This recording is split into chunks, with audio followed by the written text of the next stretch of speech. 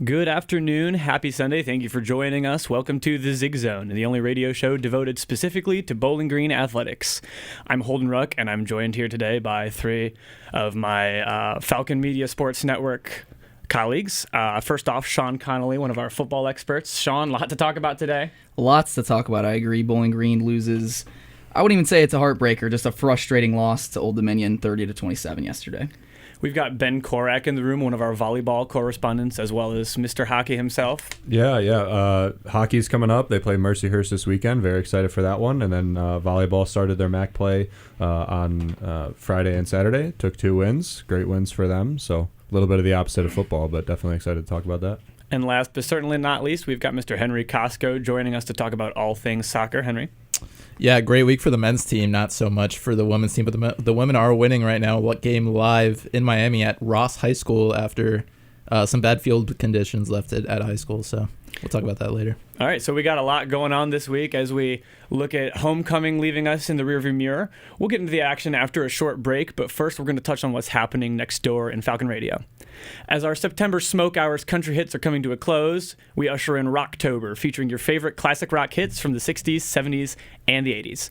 Tune into Falcon Radio to enjoy all this and more on bgfalconmedia.com. We'll be back in just a moment with the Zig Zone Show. Don't go anywhere.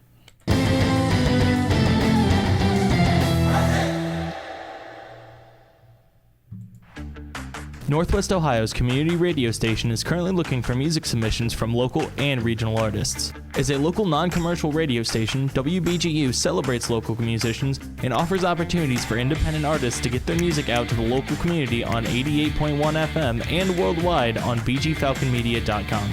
Submit your materials now by snail mail or Facebook.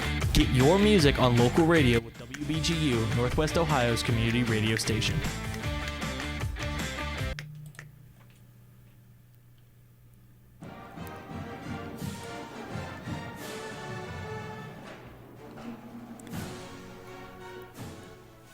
Welcome back to the Zig Zone. First off, we're going to get right into the action, talking about our football team. So, Sean Connolly, please take it away. Give us just the recap. What happened yesterday?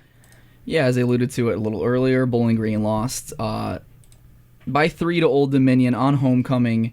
Kind of a game they really didn't take control of, really the whole game. Like, it was they always kind of were playing catch-up. And even when you started, like, first drive, Old Dominion scores. I think they went 3 and out, and then Bowling Green got a stop on defense. Bowling Green gets the ball again, and then they ended up scoring, tying the game up. All right, now we have it. And then literally the first play of Old Dominion's next drive, they scored on like a 75-yard touchdown. And it was like kind of all that. It's like, now we're in a dogfight. Now we are officially in a dogfight that we don't know when we can get out of this, and clearly they didn't and lost by 3.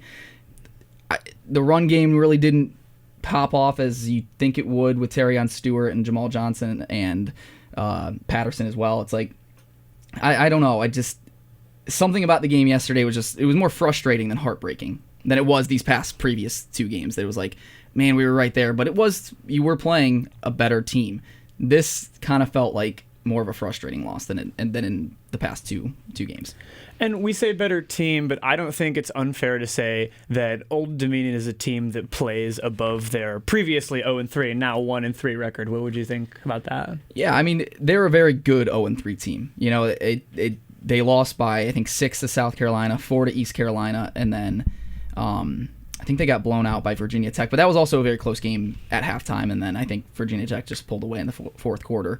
So they were a very good and gritty 0-3 team. However, when you looked at what we did over the our previous games, you kind of had to be like, all right, you should go into this game and win, and we didn't do that. And I think that that's more frustrating than, like I said, the previous 2 games where it's like, yeah, you did lose by 1 possession, but you were playing at Penn State, you were playing at Texas A&M, and I think that's where the frustration begins.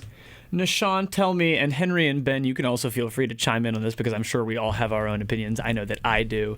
When you look at the last 3 games, you look at them going into Beaver Stadium, going into Kyle Field, and then playing at home against, again, at the time, a winless team.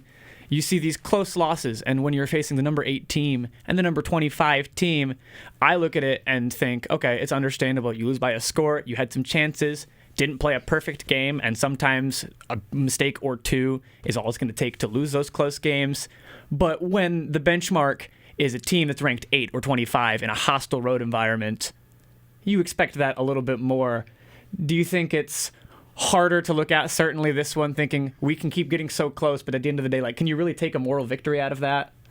No. I mean, you can take moral victories over the previous two. I mean, but this is what Scott Loeffler said in his press conference, I believe this past week, was like, yeah, we can take as many moral victories, but I personally won't be. Our team won't be. We still lost the game, and I don't know. You can't take a moral victory out of yesterday. The only positive that you really could take out of yesterday was Harold Fannin, and he clearly is still top of the country and tight end. So, again, it's more frustrating than it is heartbreaking than it was the previous two games that we've had, and it's again getting frustrating. And now we start MAC play next week, and I think something that, we can be as frustrated as we want about yesterday, but it's something that touched, like, really that I was like, all right, I can see where they're going, is Jordan Oladokin in the press conference or post-game conference said the preseason's over now. The regular season begins next week. And I agree. At the end of the day, if you win out in MAC play, I don't think anyone will ever care about what happened at ODU on homecoming. Yeah, it stings now, but they have their whole essentially season ahead of us, because I think winning these past two games and even yesterday, it's like, yeah, that would have been nice, but now the real deal begins. And where do the Falcon faithful, I imagine, and from the discourse that I've personally encountered, are having certainly a bit of a hard time stomaching another loss like this. Embarrassed, frankly, on homecoming last year, and once again having our homecoming spoiled by a visitor. This time being a little less painful because it's not a conference opponent. Where is your optimism at? And this is once again open to any of you in the room. Looking ahead to Akron, knowing when we come out of Beaver Stadium, it's losing one game by 7.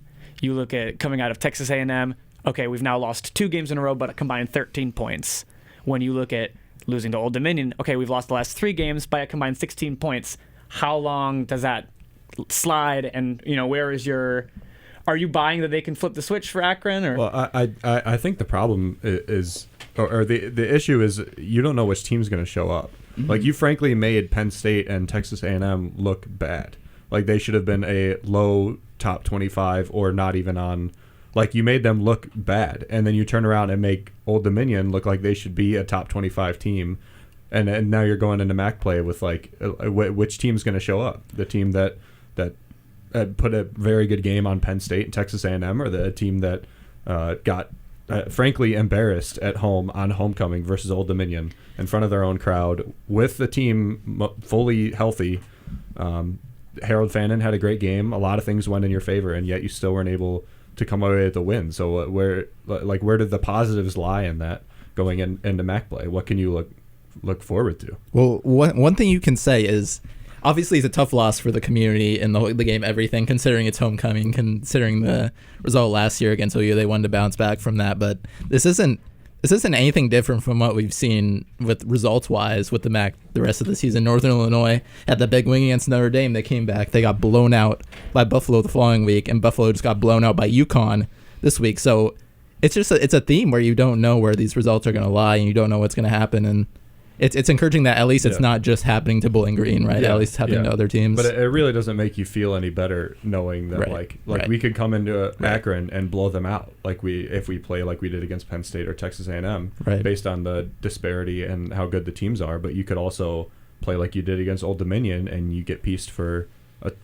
a 40 piece and you're back to square one and you've lost your first MAC game of the year. I personally think it's a must win. You have to win your first MAC game of the year. You can't lose back-to-back weeks, because then questions start arising on whether or not the team is actually as good as everybody expected it to be.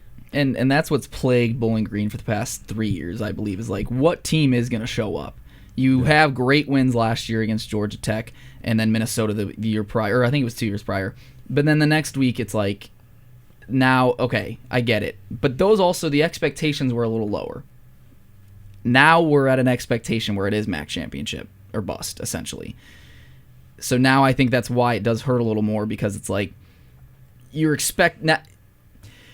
what we said earlier. Austin Roos said, you don't expect to win like most like sometimes it's very hard to expect a win, but yesterday it was like an expected win. For sure. When you see it, you're 0 like I said, I felt like good 0-3 team. I felt like coming into the game like the Fordham game, and it's not a great comparison, but it felt like it felt like homecoming, that, yeah. a ton of people here. We should be able to win this game handily, if not just winning it at all. Mm-hmm. And that's even though it was a 1-score game, it might as well have been a 2-3 score game. It really didn't feel like a 1-score game. It just always, like I said, it never felt like we were in control of the game at all. Like I said, we tied it up a few times, but then it was like, and we even had the lead, but it never felt like, okay, I'm confident that we were gonna like pull this out or score a touchdown or get some points. We have a few extra, which is amazing because we had the majority of the possession time. We possessed the ball. What was it, 30 minutes to like 18 or something like that? The time of possession was 38 minutes to 21 minutes. Yeah, so that's we had insane. Literally, that's a little over a quarter's worth of time more than ODU. And like I said earlier, ODU did score on the first play of their drive. So yeah, that did take away probably a good amount of their time, but that still touched it. Just, and I know Loeffler loves time of possession. The way to win a game is time of possession, and when you dominated it as much as you did yesterday and still lost, it's just like it was all there. I just personally, from what I saw yesterday, was they weren't prepared. They really weren't prepared. I don't know if it. I really don't know. I'm speech. It was one of those games where I'm like, I'm speechless because, again, ODU was not a Fordham, like you said earlier, but it was a game you expected to win. Not saying that their 0-3 record showed that they were 0-3. They were a really good team. But when you looked at what we've done, we were 1-2, but we should have beat Penn State. We should have beat A&M. What if we walked into this game 3-0? Yeah, and like, what if we did and then we lost yesterday? What would have happened? I mean, and it wouldn't have been surprising if we did. We were one score away from wins, arguably a field goal away from Texas A&M, but like we were so close that a gust of wind either way, we could have beat either Penn State or Texas A&M, and both. And just like it didn't feel like it was happenstance that we lost yesterday, because there was like a turning point. I believe it was in the third quarter where was it Colton Joseph? It was a third string for Old Dominion, came in, and we had just scored a touchdown. It was like, okay, like this is our chance. Like he's a back. He wasn't even the broadcasters on ESPN said it. He wasn't even on their radar. They did prep for the first and the second guy, not really him. And he came in and essentially torched you on running plays. And he looked. You made him look fine. Whether he was good or not, maybe he just came in and was a stud. And I would concede that there was probably a lack of preparation from Bowling Green on him. But he came into the game and he essentially beat you. It was a very close. You were winning when he came in, and he came in, and then they took the lead back, and you really had no answer for him, no answer for Old Dominion, and you let them come away with it, scoring 13 points in the fourth quarter. With their third string. That's the kind of thing that just seems inexcusable to me. Yeah. You're coming into your homecoming game, a game that you lost so hard last year, and you're coming out after the two fantastic performances. You're under preparing for a game that you need to win. And there's only 12 games in a college season. How are you going to under prepare for one of those games? I know. When every game matters so much. And defense was your strong suits against Penn State and Texas A&M, and yet they allowed a third string quarterback from Old Dominion University. It looked like a completely different defense than we've seen in the previous two games. And what you said earlier, Colton Joseph walked in. He had 71 yards rushing, along with the first string Grant Wilson had 36. That's 107 yards rushing from quarterbacks alone. And a touchdown on the first drive that he was in the game.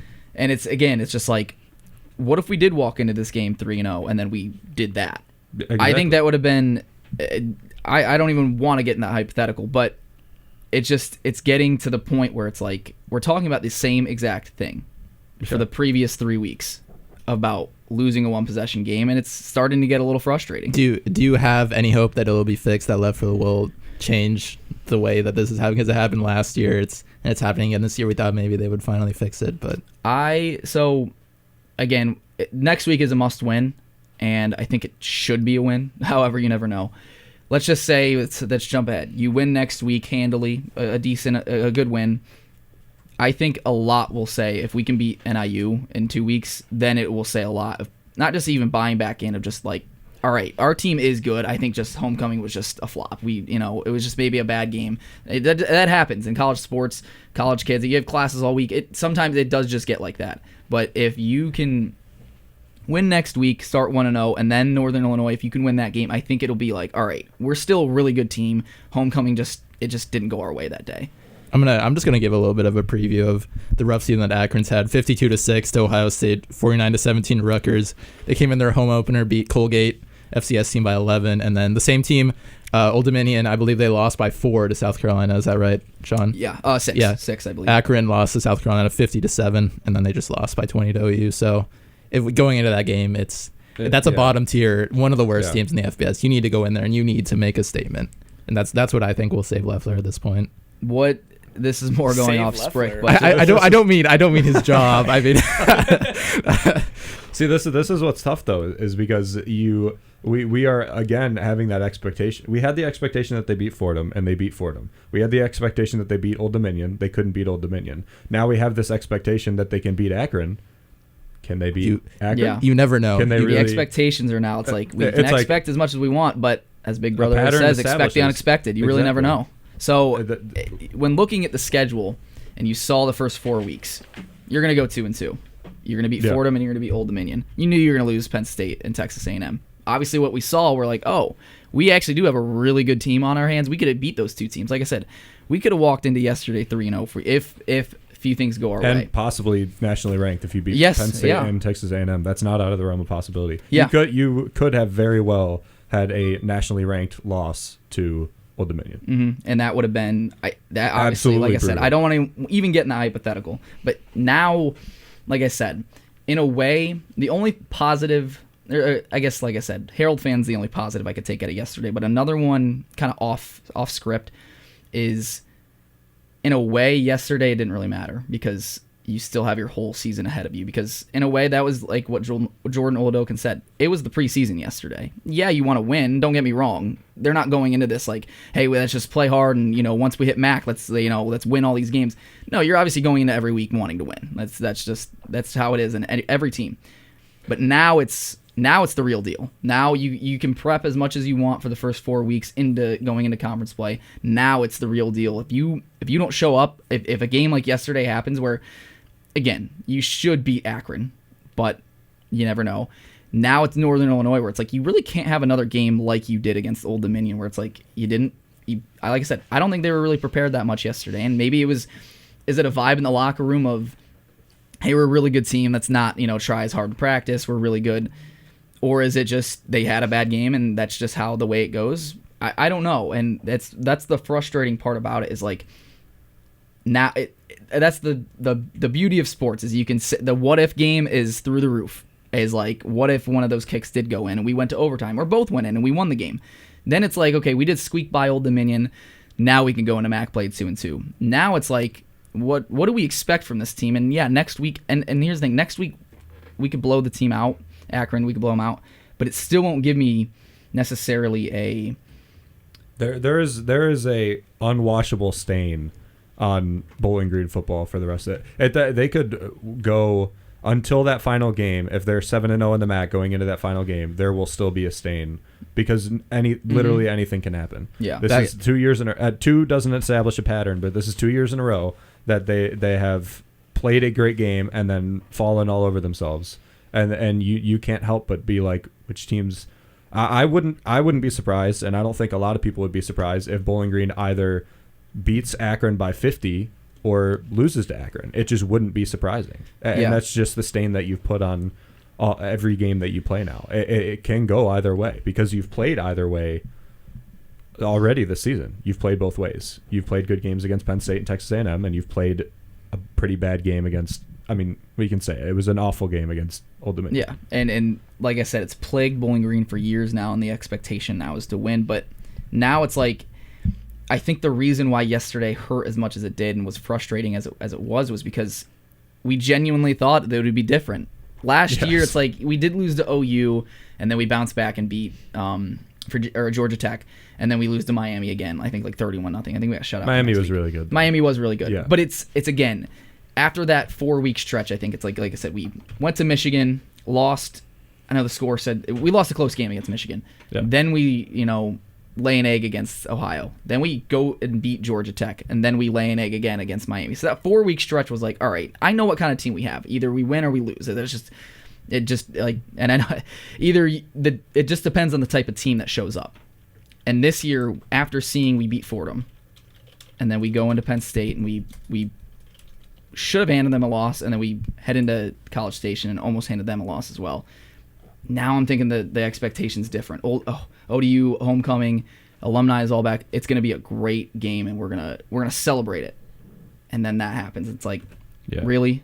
And now it's like, it's the same story. And you can't celebrate anything until you beat Toledo or Western Michigan, or you get to Detroit and the MAC championship. You just can't celebrate anything yet. You can't make a definitive claim that the team is good enough to. I mean, the team, looking at the team from a bird's eye, the team is good enough to make it to the MAC championship. 100%. There's no doubt. But are they going to play like they will make the MAC championship? And that's the problem. Such a tough question.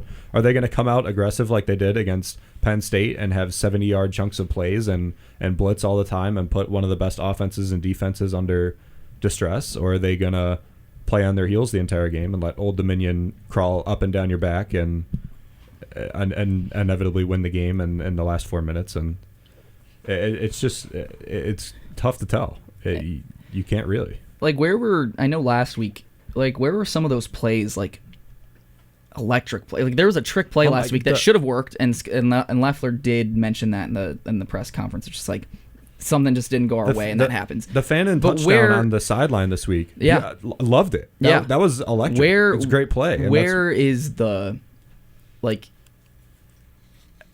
I don't know how to put this, but, like, what... Why not? Why did you run those plays against A&M? Exactly. But not this week. It's like, it's essentially like, in a way, we played down to our opponent and we lost. Yeah. When I felt like Penn State played down to us and almost lost. Like, it's to the point, like I said, like last week, ran a few plays that was like, where was that this past week? And I think, I want to say, this is just more a theory, I think they relied heavily on the run game.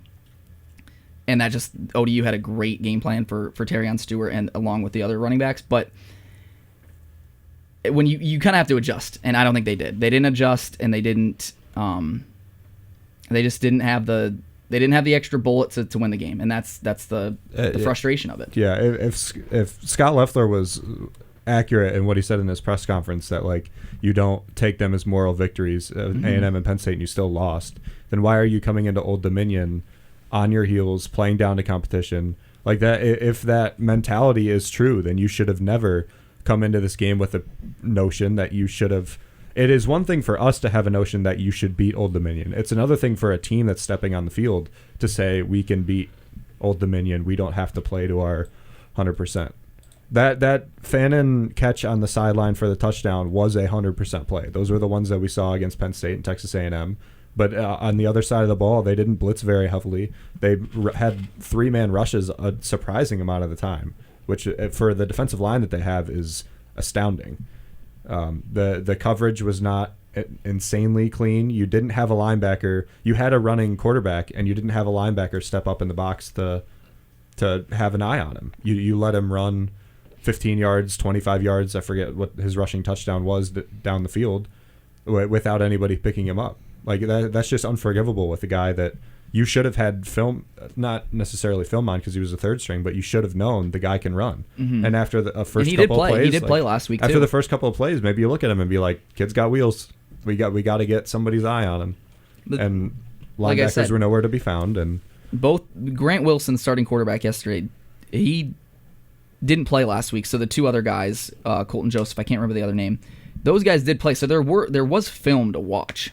And I don't know what goes on in a film room when it comes to like how much I'm sure it's a ton, but like you have to have seen that. Like, you know what it's like when you see him. It's the same with when Cam Orth goes in. You know that, okay, he might be running the ball. You don't miss that the guy has wheels. Yeah. You don't miss that. And with Connor, it's more like he runs when he needs to run. He's not, there's no design, maybe once in a blue moon, a designed run. He's a pocket. He's a pocket guy. Yeah. And that's where we saw yesterday. He threw for 303 yards, 2 touchdowns. And he only got sacked once. The offensive line play this year is phenomenal. That's the third sack they've allowed. Last week was the first sack. They allowed 2 last week, and that was over the first ones they've allowed all year. So that's 3 sacks all year. They were, I believe, 11th in the nation going into this week. I'd have to check and see what they're at now. But the offensive line is there, so Connor has more than enough time to look, see where it's at. And I can guarantee you his first look's always going to be Fannin. Well, what if it's not? What if Fannin's covered, double teamed, which I'm sure he will be in the next 8 weeks? Who's going to step up? And that's what they alluded even, and this is kind of what I like from Bazelak. Bazelak, and he's a humble guy. He's a very humble guy. But he said yesterday in his post-game conference, I need some other guys to step up. Not that they haven't already, but where was Malcolm Johnson yesterday? Where was Finn Hogan yesterday? Where were these other guys that should be wide receiver 1, wide receiver 2?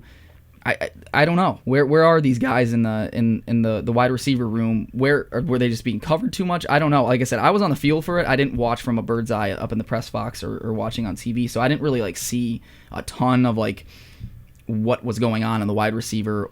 Fannin had 188 yards on 12 receptions. The next closest was Malcolm Johnson, who had less than 30 on 3 receptions, and then Raheem Smith had less than 30 on 2 receptions.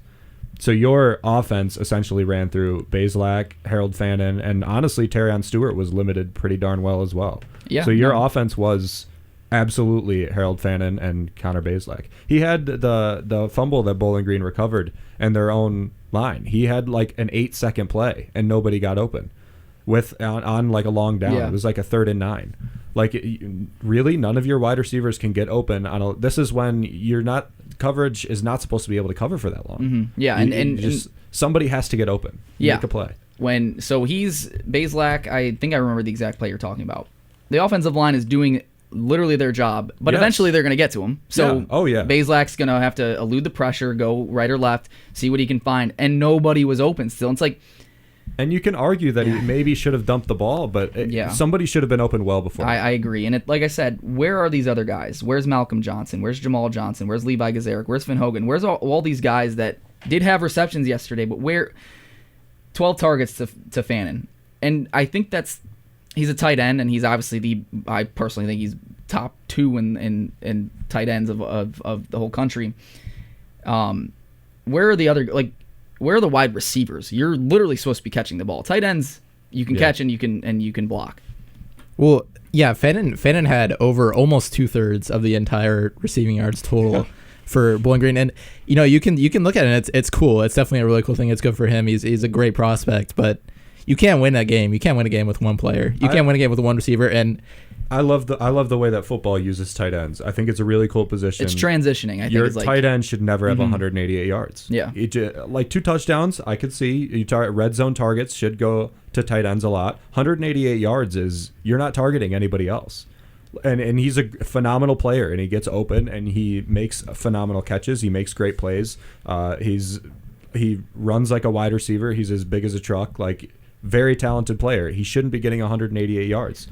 But is that the transition? Well, not more in the NFL, but even in college football is I think more teams are utilizing the tight end more as a receiver. It's less of you shouldn't be getting the tight end yards and more of you should be distributing the ball. 12 targets to a tight end still is a little too much. Successful, we talked about Kansas City winning the Super Bowl. They don't have a lot of distribution. There was only a couple of players they could go to. Yeah. But pretty much every other team distributed the ball well. They got a lot of guys involved, and you didn't get a lot of guys involved. You did against Penn State and Texas A&M. Why couldn't you against to a point? To a point, it has to be some kind of maybe play calling something.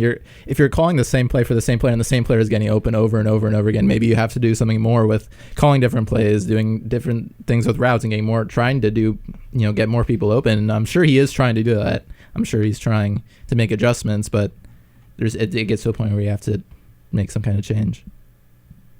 Seven guys got targets, and 8 guys got targets, and 7 of them had 3 or less.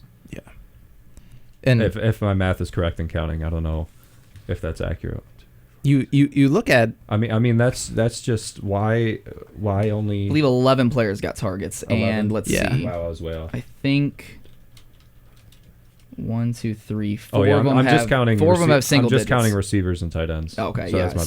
So yeah. But again, your tight end should not have 5 more targets than the next receiver. Yeah, Malcolm Johnson got 3 receptions, and what is that, 9 less than Harold Fannin, who's your tight end. Like you have to distribute the ball better than that. They did it very well against Texas A&M and Penn State. A lot of guys had large chunk plays, and when you're spreading the field out, your running game gets better because they can't load the box.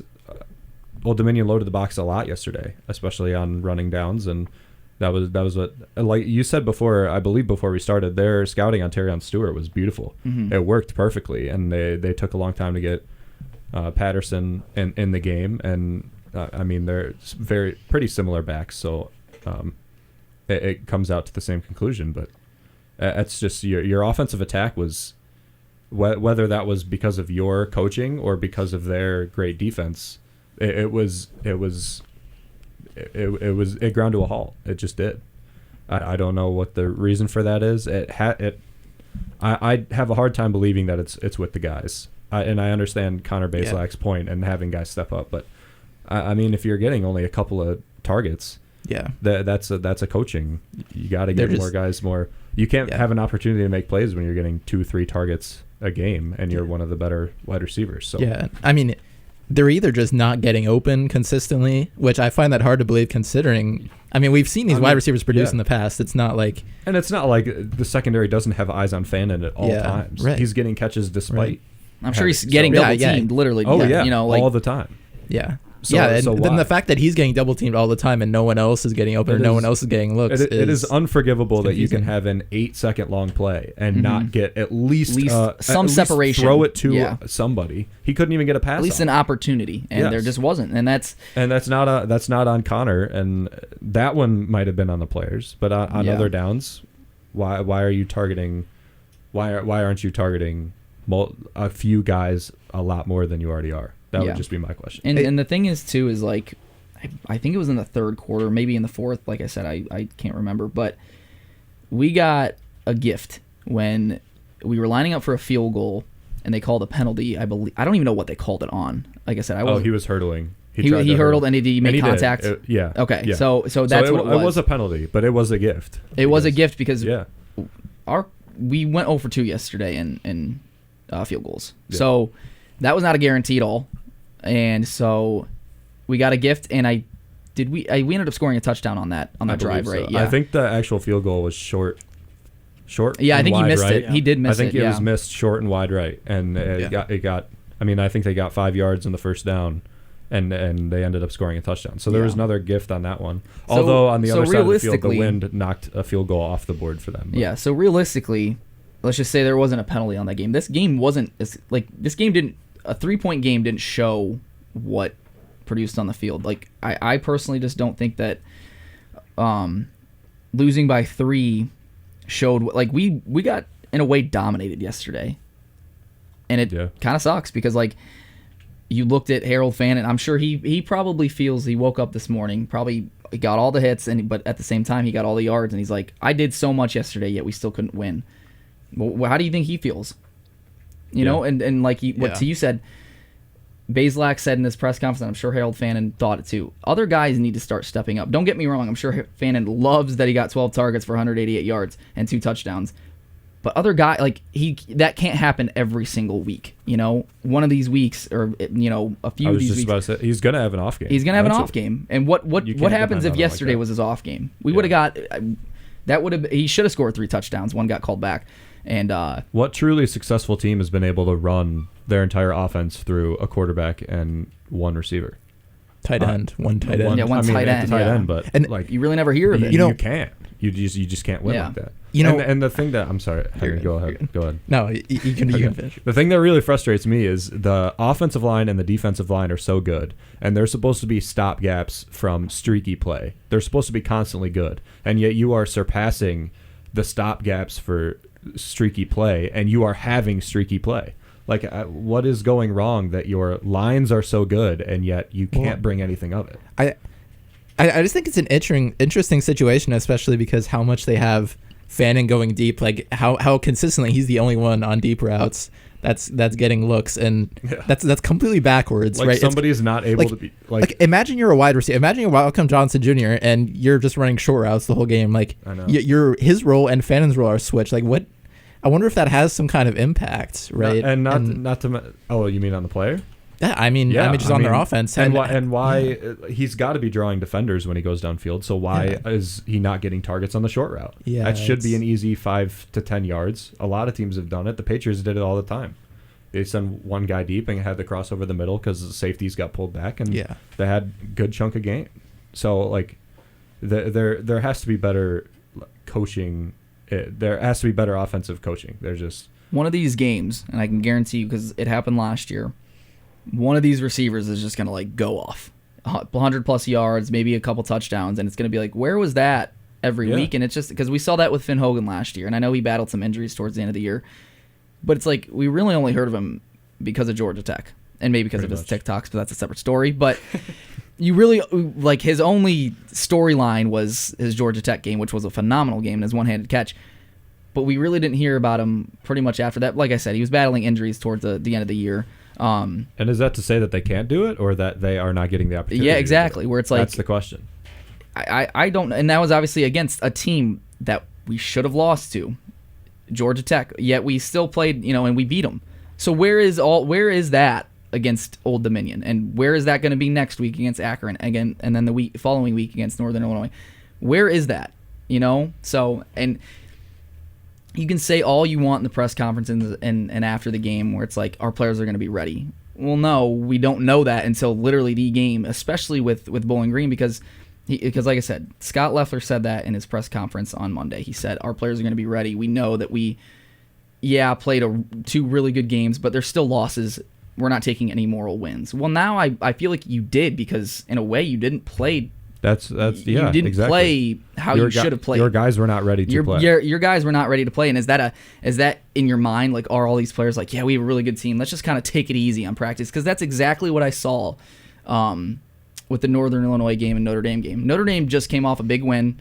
I don't think they like easily took practice. And then look at what you saw. They lost to Northern Illinois that week because they took it easy. Now, obviously, it's two different programs. I mean. But still, it's the same exact mindset. They just came off 2, losses, but great losses. Put the great losses. Where is that this week? Where is like that mentality of like where? Yeah, again, it's frustrating because like. And can you not make an adjustment at halftime? Like, you can come out and you're being tailed by Old Dominion. I forget what the score was at half, but they were tight. And you don't go into the halftime and be like, yo, guys, like, we might not have been ready for this game. We have to be now. And they didn't really dial it up going into the second half. They kind of just played the same.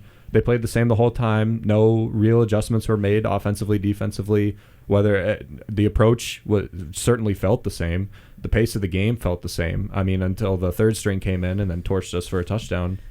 Like, is there no adjustments that could have been made? And did Old Dominion play that well that you couldn't have made a single adjustment to? Yeah, I mean, and Old Dominion, like what you said, did they play that well? No, they didn't. I don't think they played that good of a game to beat us 30-27. I think we made them look good. We made them look good. Yeah. That's the thing. And it's like, again, and it's frustrating that we're sitting here for 3-4 straight weeks saying the same exact things. One possession. Oh, this could have gone our way. This could have gone our way, and it would have been a different story. Well, now it's 3 straight losses exactly like that. Now it's getting frustrating. And candidly, Carl spoke on it a little bit. Sorry, Ben. Last week, he said it looked like in our games in Penn State and Texas A&M, we've kind of shed this Dr. Jekyll, Mr. Hyde. You get one thing one week, one thing the next week. That's kind of been our identity for, really the last 3 years. You look 2 years ago, beat Toledo in an absolute thriller at the Glass Bowl. Lay eggs rest of the season. You look at last year, play a good game, and then the homecoming fiasco, as we said. And you look at it this year, and it's kind of the same thing. We're playing up to those teams the last 2 games, and then you come out against Old Dominion, and you look bad. They plainly looked bad, and yeah, it becomes very frustrating, as Sean said, like looking at the same story over and over. The main saving grace is that this didn't happen, and it still might, but this didn't happen against MAC opponents. Yeah. Because last year you got slaughtered by Ohio. Miami was a great team, so that can be slightly expected to lose, but not by that much. And then you lost to Toledo, too. That's 3 losses in the MAC that you had a good week and then a bad week right after. So we've had a good week and a bad week right after. Are we looking at blowing out Akron and then Who's after Akron? What are we going to do against NIU? Northern What are we Illinois? gonna And that's a do big against game now. NIU? You know, so it's like That is every game's a big game. every now. game's a big game. Yeah, Every and game. so like I said, not a lot of positives that came out of yesterday. And you're going to look at that. Oh, we scored 27 points though. Yeah, but you know, it didn't feel like we scored 27 points. Well, especially because you gave up 30. Yeah, exactly. Yeah. The thing that really hurts is consistency is how you win titles. You don't win titles with 2 star players and a decent quarterback, and you feed the same tight end, the same routes. You don't win a championship like that. You Colorado. look at and it comes exactly, like huge call out. exactly. Yeah, well, it's true. They literally have like 3 superstars, and the rest of their team are just kind of like mailmen. Like you really don't hear about true. them, you know. Like, but it's true what you said. It's consistency. You're telling me that the best teams will not prepare the same way for every team, regardless of what, because it doesn't appear that way. You don't look at Kirby Smart coaching Georgia and you don't think this. Oh, they're not going to be prepared for this. They game. didn't Look at play- his halftime adjustment. They didn't play down to Alabama. Alabama beat them. They made Alabama But look score at 28 their first. adjustments. And they 28-0, and then they came back and almost won. And even Yeah. that score doesn't say the story of the game. exactly. Because Georgia vastly outplayed them in the second. Yeah. Just as much as Alabama outplayed them in the first. Yeah. So, I mean, just looking at the scores now, I just have to laugh looking at it. They gave up 30 to Old Dominion and only gave up 26 to Texas A&M and only gave up 34 to Penn State. Yeah. Bowling Green's defense. So you have effectively given up a similar amount of points to Penn State, number 8 Penn State, number 25 Texas A&M, and unranked Sun Belt Old Dominion. Yeah. That is what your defense did. 3 weeks ago. Especially in this year, considering how many weird results we've seen, considering how valuable consistency is. Like, Yes. if you're not winning every game, Penn State and Texas A&M, we mentioned, like, they prepared well, and they played, they were in that game throughout first to fourth quarter. They were in the game, and how valuable is that when you're coming home and you're playing a game at home against a team that it's evenly matched with you, it's even talent wise. How valuable is preparing the same way and doing everything consistently? It's night and day. That's the point about the offensive line that I was trying to make. That like that's a part of your team that spawns consistency. Yeah. And yet that's part of the team was good. The offensive line was great. Yeah. The defensive line I think was still pretty darn good. It was just maybe some coaching decisions took away some of their strength, but the trenches were beautiful for Bowling Green, and yet they still weren't able to convert on it. So where do the problems lie? And like you kind of alluded to earlier, in a way, this doesn't matter. Like the first 4 games don't matter. Like, Which is the worst That's part. the honestly. only positive that I can take out of yesterday. Yeah. Like I said, Harold Fannin obviously is spectacular, but the only positive off the game that I can take out of is that in a way that didn't matter. Yeah, I think you obviously want to win that game, but now you have your whole season ahead of you. Preseason. That was the preseason game. Those 4 games. Now you have 8 games to make it to Detroit for the first time since when? 2014, 15, I believe? Yeah. 2015. So you have 8 games to do that. What kind of team is going to show up next week against a MAC team? And I think the entire team knows that because, like I said, players alluded to it. We know that, those were all 4 games that, obviously we want to win and prepare for those as much as we can. But now we know this is MAC play. Their goal is to make it to Detroit. All right, now your goal starts next Saturday against Akron. And it's not just what team's going to show up next week. It's what team's going to show up against NIU. What team's going to show up against Toledo. What teams you play Toledo and Western and Miami of Ohio. Like what team's going to show up to those games? Those are huge, the more important massive games. And you can also look at. Sorry, go ahead. No, you're good. You can also look at the parity of the conference itself. If you look back at the champions historically, last year Miami, before Toledo, Northern Illinois, Ball State, then Miami again. Go back 2 more years, you get to Western Michigan. There are frequently both different participants and winners of the MAC championships. And if you look at the results from other MAC teams recently too, you're kind of all over the place. You look at Toledo absolutely thumping on Mississippi State, and then they lose to Western Kentucky. You've got and NIU beating Notre Dame and then getting stomped by Buffalo the week after. Right. No offense. And then Buffalo Sean. getting Sorry. stomped by UConn this week. I know. It's absurd. It's absurd. What is happening? And then like you look at Toledo, they started out 3-0, and then they lost to Western Kentucky last week, and it's like you literally had your whole season ahead of you because Toledo is consistently a very good team. Yeah. And so you literally Now you're thinking, okay, we can now win out, maybe make the playoff. You lose to Western Kentucky. Now it's like, again, it's what you said earlier, I believe, Henry. It's like all these teams are like that. What kind of team shows up? So it's like we could get the best Akron team of all time next week, and we could get a really bad Bowling Green team, and they would beat us. And that's the fun of the MAC. In a way, it's the fun part of the MAC. It's like you really never know which team is going to show up. And I think that Mississippi State win for Toledo didn't mean much, especially 'cause Mississippi State has not looked remotely competitive in the SEC. They're 1-4 right now, and they got blown out by Florida. You could make an argument that they're blown like out by one Texas. of the worst teams in Power 4. Yeah, you I can agree. make that argument. But on the flip, I'm not trying to give Toledo Yeah. credit. We Yeah. would also be celebrating that win. Right. Let's Oh, be for honest. sure. So Oh, yeah. we do have to Oh, give yeah. them that credit. Like I said, I'm not here saying Yeah. I'm not a Toledo stan, but I'm just saying we would be celebrating that win as well. But to your point as well, Mississippi State isn't Georgia and Alabama. They didn't beat a true SEC team. Where it's like, man, that was a really good win. But then again, yeah, it was an Mississippi impressive State win. is a better team than Western Kentucky. Yeah, exactly. What, Yeah. what I think we should say, I think the results that Bowling Green had against Penn State and Texas A&M respectively are more impressive. I agree. impressive than the win over Are way Toledo, more impressive or win over than Mississippi State. beating Mississippi State. I agree, and that's also what makes yesterday more frustrating. Where it's like we literally are supposed to be the best team in the MAC up until that point. Now you just played awful against Old Dominion. Now it's just like, what again? Story of Bowling Green and maybe a few of these other teams. It's like, what team is going to show up next week? I hope that we can beat Akron. We have to beat Akron next week by 24. That's my personal opinion. If we don't beat them by, We have to beat them by 3 scores. we got to beat them by 3 scores, making it like I don't want Akron to have control at all in that game. I want complete control of that game where all right, our team's back in it, because this is what I hope Scott Loeffler will tell his team tomorrow morning. Forget last week. Literally forget it. I don't care what you think. Forget last week. Regular season starts today. It starts today. It starts tomorrow. It starts the next day. It's a day-to-day thing. Old Dominion, throw that away. It doesn't matter. I think Dan Campbell threw away tapes one time. He should do that against Old Dominion. Don't even look at those tapes. Now your season starts tomorrow. Especially in a game that was so poor. That there is very little that you can take. There's very little positive you can take from that game, and by the same token, there's no reason to take anything negative, because I'm sure none of the team is under any impression that they played well. I'm sure they know, and I'm sure they know what they're all semi-professional athletes. Like, they know what they did wrong. Yeah, It's just whether or not their head is going to be in the right space come October 5th on Saturday in Akron, Right. and whether or not they're going to be able to put up and enough to erase a stain that's on their record. like I said, season starts tomorrow. I hope, like I said, we beat Akron by 3+ scores.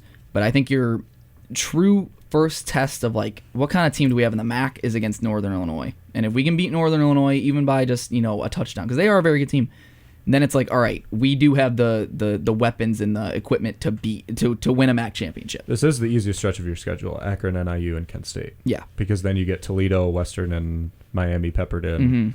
Yeah. And you're in a large amount of trouble if you lose some of the next 3 games. Yeah. Well, that seems pretty comprehensive. Sean, where can we let the listeners know where we can engage with Falcon Media's content on football coming up here? Yeah, I believe Caden Knapp and I can't remember who else has the call on Saturday in Akron, but they'll be on Falcon Radio. I believe that's a 3:30 kick, so coverage should start at about 3:15, 3:20, and they'll have the coverage over on Falcon Radio. Yep, that'll be Caden Knapp and myself, actually. Oh, you're on in the call. Akron Okay, I on Saturday. apologize. Yeah, I didn't the know. band is off, so Okay, we'll be yeah. there. No, you're good. Yeah, so Caden Knapp and I will have the call around 3 o'clock is our scheduled start time, subject to change. So we're going to go to break for a little bit, and we're going to come back because we have so many more Bowling Green sports to talk about.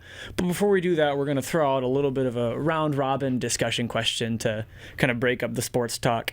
So broadly speaking, we've touched on it in this football conversation, but it's very applicative across the variety of sports that Bowling Green has. How much stock do you put in non-conference play?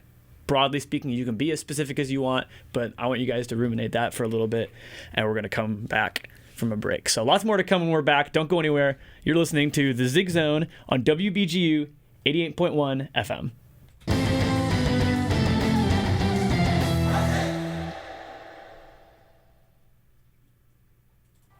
Catch all of the action of BGSU athletics right here on Northwest Ohio's community radio station, WBGU FM.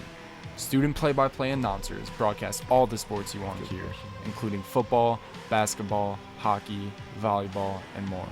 Don't miss a single game with coverage of BGSU athletics from the Falcon Media Sports Network on WBGU FM and streaming worldwide on bgfalconmedia.com.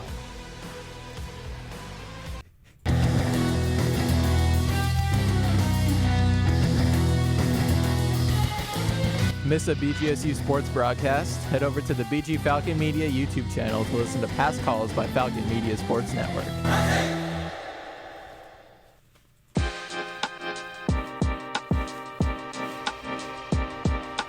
Hi, I'm Avery Anders, number 3 on the women's volleyball team.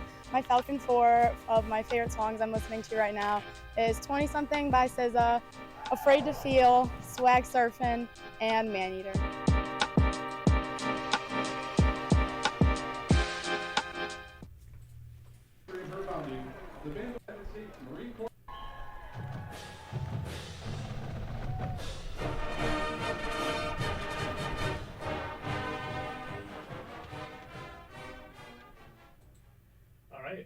Welcome back to the Zig Zone Show, a little bit of the Falcon Marching Band's Go BG Warriors to bring you back in. So before the break, I threw out the question to Sean Connolly, Henry Costco, and Ben Korak joined me in the studio here. How much does non-conference play matter to you in the scheme of sports across all BG athletics? So Sean, why don't you start us off? Give me your take on that.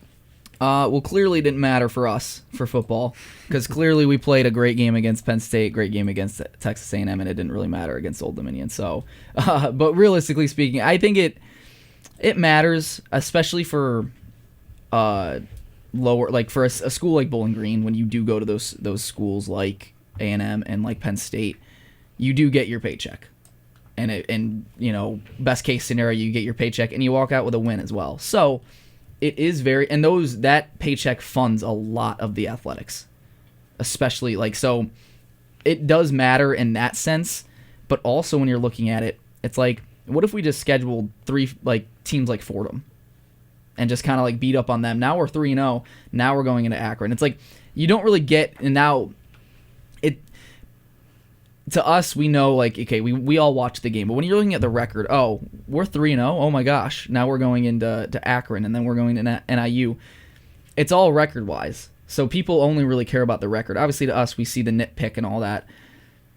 We know we have a better team than we do because we do watch the games, but so it matters because of the sense of, you do get paid, but now it's especially with the 12-team college football playoff, where it's there is a path where if you do go undefeated, even lose a game, you have a chance to get in. Now it's not that the expectation is college football playoff, but if you do have a really good team, that is a possibility. And like I said, my expectation of Bowling Green football was not college football playoff, but if you do, like I said... You're lying to us, Sean. It definitely was. Sean definitely bought. Don't try and walk it back now. Bowling Green National Champion t-shirt before the year started. Oh, yeah, the tattoo. Yeah. But no, so is there value in scheduling kind of just cupcakes up until conference play starts for a school like Bowling Green? And that's, I guess, a question more for all of us. But and that could be for any sport. I don't know how it works for volleyball or soccer, how you get in. I think it's you guys have to win your tournament, right, in order to get into the big dance. Essentially, yeah. Yeah, okay. So it's a little different, but at least in football's sense, where it's like I said, is there more value in scheduling, especially a team like Bowling Green this year? It's we know we have a good team. We're not, bad. So is there more value in scheduling 3 cupcakes, go 3-0, 4-0 before you start MAC play, or schedule a team like Penn State, A&M, play really good against them, see where you're at in terms of that standpoint of okay, we're really good against these kinds of teams, and then you're all right, now the goal is to just win the MAC. So I guess it's two sides to it, and like I said, now with the extended playoff, going undefeated is more you can get in and maybe make some noise. So I don't know. I don't know if you guys have the same take. Yeah. Henry, Ben, let's broaden it a little bit. Try and frame it a little more in the sports that you've been, that are more your focus. Yeah. So at least in volleyball, because that's the one I have a lot of experience with, and other sports as well, I think non-conference holds a lot of value, especially to a mid-major school. And like for a power school, it's definitely 3 wins at the beginning of the season gets you to that hopefully undefeated mark. 1-2 losses ensures that you have a good record, so that when you get to NCAAs and whatever sport that is, you're in a decent spot. For a mid-major school, you're just trying to win your conference so that you get that bid. And even when you get that bid, you're not expecting to make a deep run. That's just not in the cards for you. In the case of Bowling Green volleyball this year, you played Illinois and you played Cincinnati in your first weekend. University of Maryland, Baltimore County, Dayton, and Wright State, all of them appeared in NCAA tournament last year. All of them were conference winners. So that is a Big Ten, a Big 12, 3 conference winners that Bowling Green has played. Illinois, Chicago also won their conference last year, so that's adding another one. Brown and DePaul are pretty good teams in their respective conference. I believe DePaul finished 3rd in their conference last year. Then you played Ohio State and played a pretty good game against Ohio State. That was very telling. And then you got into the MAC, and without spoiling it, you took your first 2 games of the MAC pretty handily at the hands of Ball State, who is by no means a bad MAC team. So, you know, it's a very tough schedule that BG Volleyball has played. They're currently at 7-6 overall. They were 5-5 a few days ago after their conference schedule. Did the tough teams help them? Did the tough teams hurt them? I think the tough teams definitely help them. It's a bar for where you are. Like if you're training for a marathon, that's not a good example. If you're training for a 5K, you run way beyond a 5K, and then you dial it back down when you actually run the 5K. You run faster. When you're training for the conference, when you're training for conference play, you play competition that's better than you learn from that, and then it's easier. It's essentially, if anybody's played baseball, it's like a bat weight. You make the bat heavier so that when you step up to the plate, you're swinging it a lot quicker. That's essentially what non-conference is. I think it's very valuable. Like Deshaun's point, monetarily, for a lot of other sports, doesn't really hold that much weight, but the gameplay portion of it, I think it definitely, non-conference is beneficial, especially for Bowling Green. Henry, thoughts on that from the soccer perspective?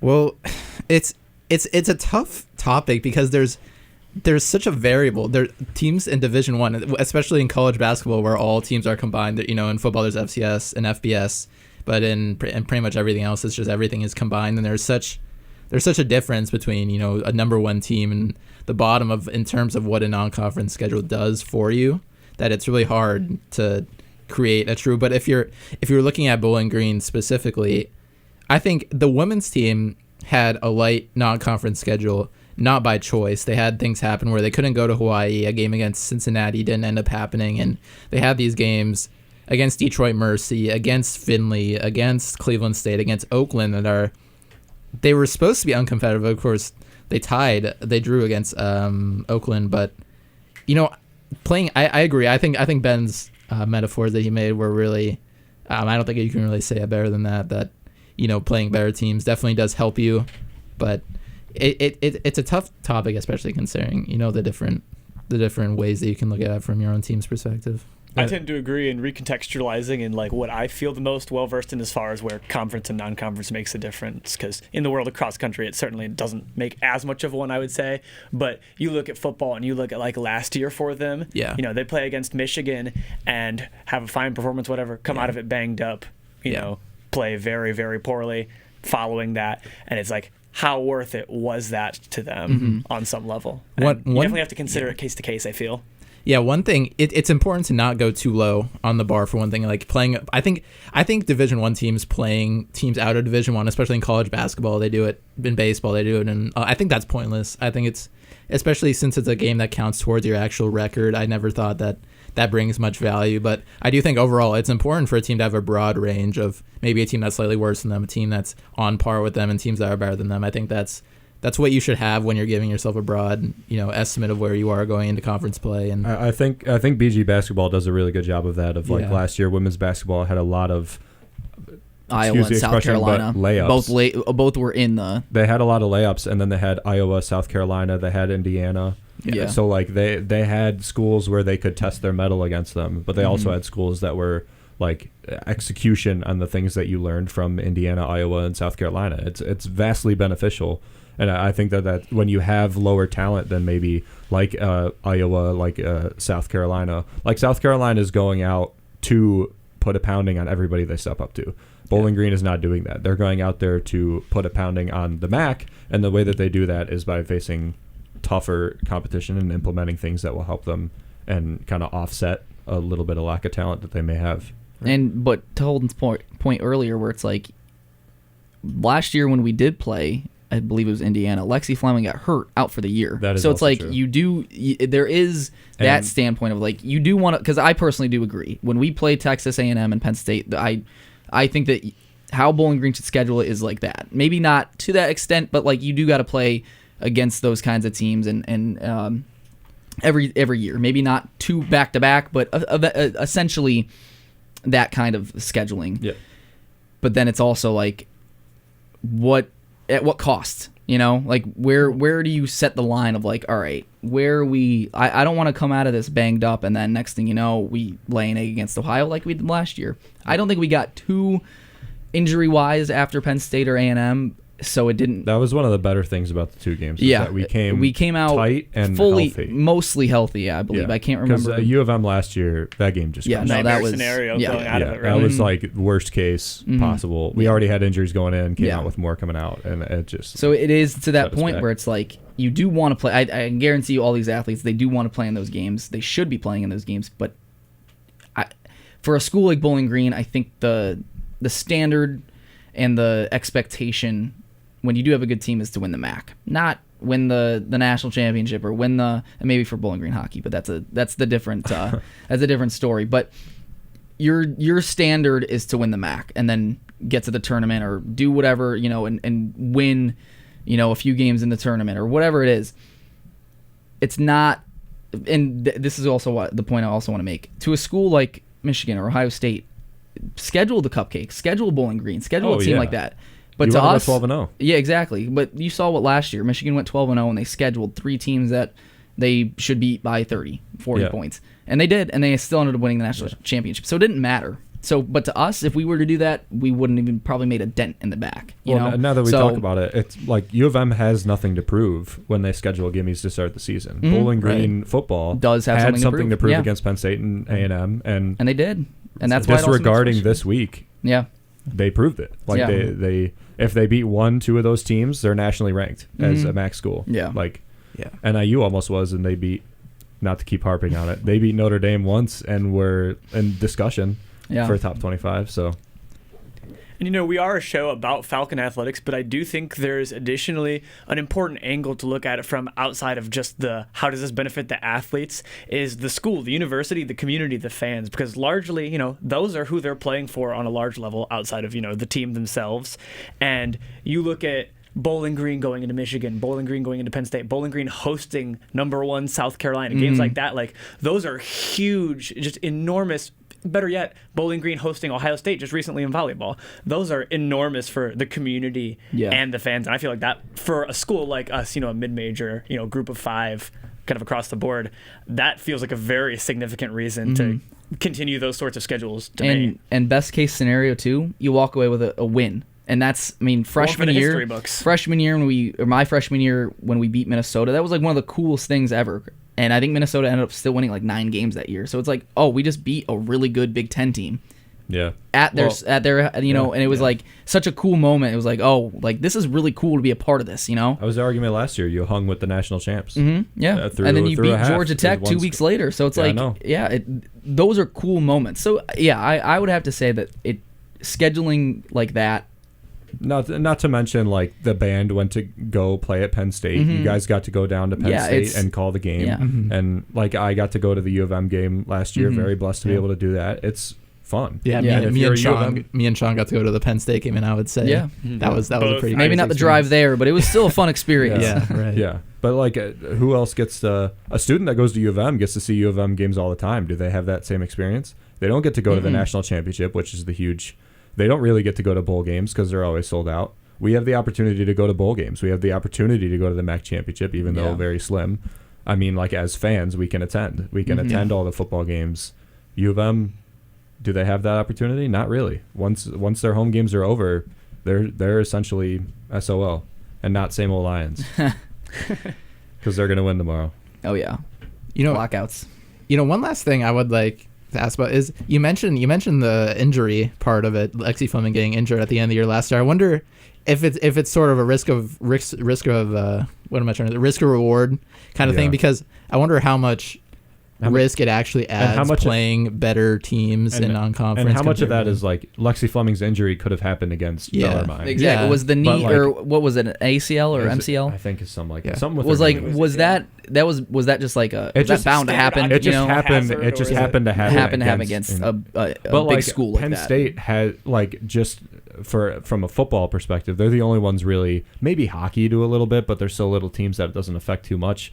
But like Penn State has bigger guys, they have faster guys, more talented guys. They could, just the disparity in talent there is immense. Yeah. The other argument is good players might not play. It might be a blowout, and they might not end up playing the second half of the second half or something like that. But that's also not a great thing because they're not getting the experience they need to. Yeah, that's true. It seems like the injury issue may be stratified on a sport-to-sport basis. Again, like you said, football, true. They've got, a lot of times the better players, the higher recruits, a lot of it's just going to be the intangibles. He's big, he's 6'7" and 350 pounds or, whatever measurables they happen to have. And I think... How many like top-tier linebackers have come out of Penn State, and how many may have come out of Penn State when they played against Bowling Green? And like the potential for possible or definitely NFL guys to be crushing Terrion Stewart out of the line is just like Terrion Stewart's great. Is he to the level of a first-round linebacker from Penn State? I don't know. Is it worth that risk? Unfortunately, we didn't get to see that matchup. He didn't play, so we won't be able to see that. But it's just an example. But yeah, no, I know you mean. I wonder if there's how heartbreaking would it have been if Harold Fannin got hurt? Oh yeah. Like that would have been awful. Yeah. I wonder if there's if more players get injured in like the Big Ten when not in the Big Ten, but teams that have a lighter schedule than other teams. If they have talking in football or all in just all sports, it would apply differently. Like probably the same rate in a lot of sports. You think it would be the same rate? Same rate because it's more about quantity of games played than that. Yeah. Like Lexi Fleming's knee was going to blow out eventually. Whether it was like a ticking time bomb where it's like it I'm sure literally could have been against and anybody. we could be wrong, but it could have been against Bellarmine. Yeah. And then like when she got hurt, it wasn't just like, why the heck are we playing Indiana?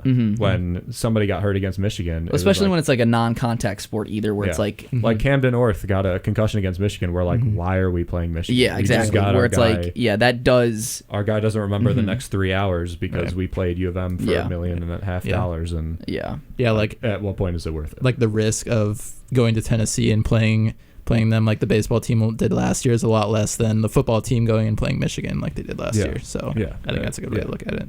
Yeah. Well, we've wrapped that up pretty well. We'll come back around to another round robin segment later in the show before we wrap up. We're going to take a break shortly here for station identification, but before we do that, we want to share information on an upcoming production. Starting this Thursday, BG Falcon Media, in collaboration with Bowling Green 24 News, is going to debut The Revival of the Swoop, an old sportscast previously aired in 2018, most recently, and it's focused entirely on Bowling Green State University sports. There will be a new episode every Thursday with exclusive features, commentary, and stories straight from the heart of Bowling Green and Bowling Green athletics. You can catch up with this by searching for BG24 on YouTube or through bgfalconmedia.com. We'll be back for a short break. We'll be back from this short break after station identification. Don't go anywhere.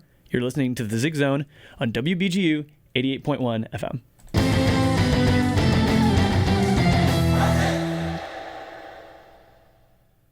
This is Jay Crawford, former ESPN SportsCenter anchor and proud former member of the BGRSO sports organization right here. You're listening to 88.1 FM, WBGU HD1 and HD2, broadcasting more games than any other student-run organization in the country.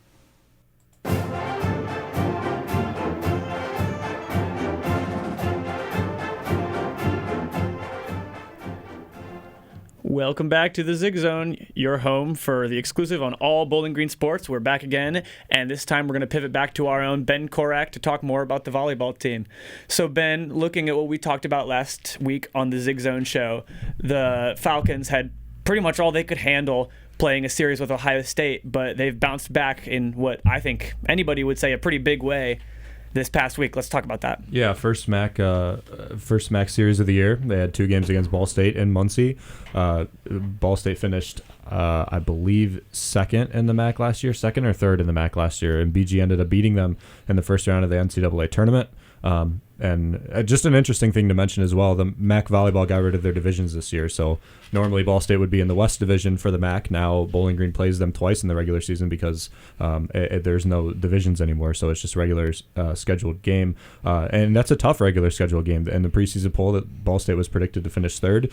And Bowling Green headed into Muncie and took care of business. First game, 5 sets. They took the second and the third set, allowed Ball State to take the first and the fourth. It was close through every single set. And then in the fifth, it kind of like they flipped the switch. They dialed it up.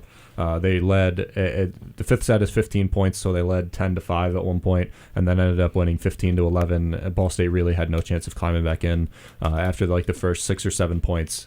Everybody in the arena knew, like, okay, Bowling Green's going to come away with this, and they did. And then the next day, it's very easy. We saw it against Ohio State that BG played a very good game, didn't end up coming away with the win against Ohio State, but then turned around and didn't make a lot of adjustments and got killed by Ohio State in their home arena. But BG played a really good game against Ball State, came away with the win, and then continued that momentum into the next day and like truly slaughtered Ball State. Like I was on the call on the same radio station, WBGU 88.1 FM, and it was the first and the third set were borderline boring with how dominating Bowling Green was. They were getting kills on almost every strike they had. They were playing clinical. They were playing very well. Not a whole lot of bad touches. Doing everything the coaches asked of them. They were dancing in the huddles during timeouts and then still coming out and getting 3-4 points in a row. So that's when Bowling Green volleyball is at their best. And against one of the better teams in the MAC too. Just impressive showing from a very great team. And looking at a divisionless MAC volleyball landscape as opposed to last year when there were still divisions, that win against a team like Ball State means all the more when it's basically, the Mid-Atlantic Conference is now more like the Wild Wild West at this point. Yeah, and something to mention too is like Bowling Green plays NIU, Northern Illinois, Western Michigan, and Ball State this year, which were formerly Western Division teams. I mean, that's 3 very good volleyball teams that you play regular season now, and 3 teams that you will probably see in the playoffs when it comes around to it after November 16th, which is their last MAC game against Ohio. So you're definitely in crunch time now. You're not necessarily at the home stretch, but every game matters, and it changes the complexion of Bowling Green had an easier division, let's be honest, they did, but it changes the complexion of their division now because they took 2 against Ball State. They could easily come around on Friday, Saturday, not saying they will, but they could easily lose 2 to Western, and they're essentially back to square one. They're back at 500. Western would advance to 3-1. Ball State, depending on how they do, they would advance their record as well. So you were fighting for record. You were also fighting against your own division. Now you're fighting against everybody and also against your own division. So definitely changes the landscape of the MAC, certainly. And you look at that landscape, the conference play has only just started, but right now Bowling Green is leading the conference record with a perfect 2-0, tied with Eastern Michigan, Central Michigan, and Toledo. And you look ahead on the schedule, and Toledo, that rivalry game at Savage Arena is right there. How important is that? Very important, and it's going to be very key for the Falcons to come away with the win. One, because they have so much momentum. They can't. They took momentum from Ball State. Toledo's is arguably, they're not as good a team as Ball State, I believe. So they should be able to get a good win. Again, it's the MAC. You never know. Taking the win in Savage Arena now, and then later in the season, they play them on November 5th for the second end of the home and home Battle of I-75 in the Stroh Center. So November 5th. Taking the first one away is going to be big because Battle of I-75 always packs fans out, and it's really tough we saw it against Ohio State. They came in to the Stroh Center in front of 4,201 fans, a MAC record and a program record, and they had a tough game. People were screaming down their throats the whole time. It's a tough place to play. One of, if not probably the toughest place to play in MAC volleyball. So taking that away game is huge. Coming back, you have a pretty good chance of taking the home game against your rivals, one of the better teams in the MAC as well. Going to be big. The only caveat to Toledo is you have Western 3 days later. You play Toledo on Tuesday, you play Western Friday and Saturday. So limited prep time for one of the probably the best overall team in the conference. You don't have a lot of prep time. You only have a couple days. And you can't sacrifice the Toledo game for Western. You can't sacrifice a Western or 2 Western games for Toledo. So it's going to be a tough balance for sure. So last Sunday on the Zig Zone, we had our very own Chaz McNeil phone in to talk volleyball. And despite, not this type of showing that any BG fans would like to see against Ohio State, they competed in 5 sets in the first match. But, after that, it got pretty ugly. So I'm going to put you on the spot, Ben. I don't want to know what you'd like to see. What do you expect to see coming up here against Toledo? Wow, that's tough. I expect to see their offense continue to flourish. They did very well against Ball State. They were highly efficient. That stems, sports are very ironic in that way. The way that the offense produces on the front row is the way that the defense plays in the back row. When they get good digs and good first and second touches, the offense the front row has an easy job. Lauren Hovey and Mia Tyler. Mia Tyler had her best weekend of the season. It allows them to just go whale on the balls and try and land them as much as possible, and they did. They had great hitting percentage through both games. They hit 280 on the first game on Friday, and then they hit 305 on the game on Saturday. That's in the world of volleyball, that is very high and definitely impressive. And if they're able to continue that, Amanda Otten looked great as a setter, putting the balls where Lauren Hovey and Mia Tyler in the middle blockers, Alexis Mattil and Jessica Andrews needed to get them. She was outstanding. The back row bettered the ball very well. The offense, it made their job easy. And when you make Lauren Hovey and Mia Tyler's job easy, they'll get their kills. They'll get good percentage. They'll attack very efficiently. And Daniela Tomic does a good job of keeping the girls in line. They fell into a little bit of a slump mid-year last year, but that's very rare for the team. So definitely trying to avoid that. Taking a couple against Toledo, that's what I would look for. Is not necessarily the offense, but when you see offense production, know that it comes from the back row and how they're playing. And consequently, if the offense doesn't flourish as well as it should, that also stems from the back row. You have to get the ball to Lauren Hovey and Mia Tyler somehow. So look for Lindsay Lupinto, look for Amanda Otten, and their first and second touch abilities. Now, you've touched on 2 things that I believe we've talked about on this show in the past, whether it be you or Chaz. Number one among them, a strong performance, from Amanda Otten after some performances where arguably we'd say, as it looking like she might be having a bit of a sophomore slump, maybe not the types of performances we want to see. And then also the mentioning of Mia Tyler significantly, where last week, Chaz was pretty plain.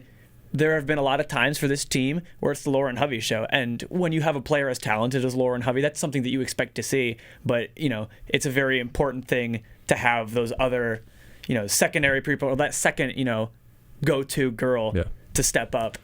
Just tell me about that. Yeah, strictly offensively, Mia Tyler had a better weekend this weekend. However, Lauren Hovey, she accumulates everything. She gets aces, she gets kills.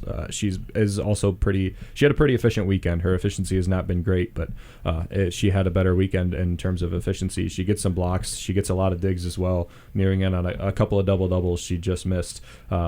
Lauren Hovey has 136 kills. Mia Tyler's right behind with 105, and she was in the 70 range coming into this weekend. So a fantastic catch-up weekend for her. It's really easy to keep talking about Lauren Hovey because she's the go-to option. But also, if we as fans know that, teams with scouting reports also know that. So your blockers from Ball State constantly had eyes on Lauren Hovey, and that's why it's important. I mentioned before the middles. I love middle play, and with the middle blockers, Alexis Mattil, Jessica Andrews, that gets me going every time when they start playing well. I just getting it away from Hovey will make it harder on the defense because they have to keep that eye on Hovey all the time. It's like the Harold Fannin principle. Yeah, very, very much that. Like when you got to give the defense multiple things to look at, and middles are definitely a good part of that. They slide toward Hovey, but you got to distribute the ball better. And while she's your go-to option, you can't just only go to her. You have to get Mia Tyler involved, and Alexis Mattil as well. She's at 83 kills. Jessica Andrews is at 72 on the year. Only 20 kills behind your outside hitters. So a cumulative an accumulation, they're very similar, and that's good to see. It's definitely something to look forward to going forward, getting a lot of people involved. Yeah, that's awesome. It seems like there's a lot to be excited about. Where can we expect to see some more content next for volleyball? So Chaz McNeil and I, we referenced before, we'll have the call in Savage Arena in Toledo, Ohio, October 1st, 6 p.m. Tune into WBGU 88.1 FM. And then after that, we don't know who will be on the calls yet, but Western Michigan on October 4th and 5th, that's a Friday and a Saturday, 6 p.m. on Friday, 4 p.m. on Saturday. WBGU 88.1 FM will have coverage of those games as well. Keep an eye on out on bgfalconmedia.com for the preview and the post-game recaps as well. It's a huge week for volleyball, 3 games in a week, something we don't see very often. So a lot of content can come from it, and they could possibly be 5-0 coming out of this weekend, and that would be huge for MAC standings and just for morale for the girls as well. Well, that's awesome. A lot to be excited about in the world of volleyball. We're going to take a quick break, and then when we come back, we're going to talk about the beautiful game, as they call it. With Carl Smith not being here, we should be able to take a sigh of relief and talk about soccer freely. So I might not have to deal with all the criticism for once. Notably, regarding our recaps and previews, if you're unable to keep up with any live athletic events or broadcasts, those previews and recaps can always be found on bgfalconmedia.com. And if you miss a broadcast, you can find re-uploads by searching for BG Falcon Media on YouTube. We'll be right back. You're still listening to The Zig Zone on WBGU 88.1 FM.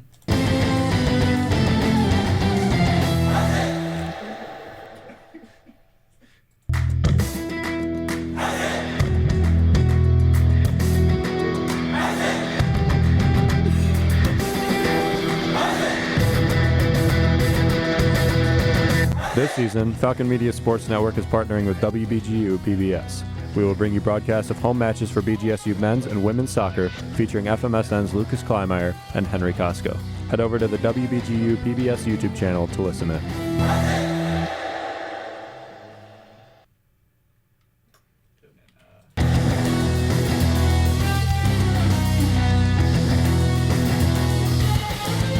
Interested in joining Falcon Media Sports Network? If you're looking to get involved, send an email to sports@bgfalconmedia.com.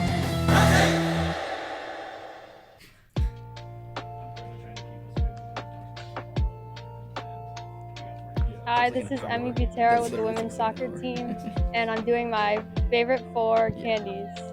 So my first one is Jolly Ranchers. My second one is Sour Patch Watermelon. My third one, probably Gummy Bears. And my fourth one, Dude, you love I'll watermelon. go with They're so good. Mentos. But you'd like them, trust me. Try them.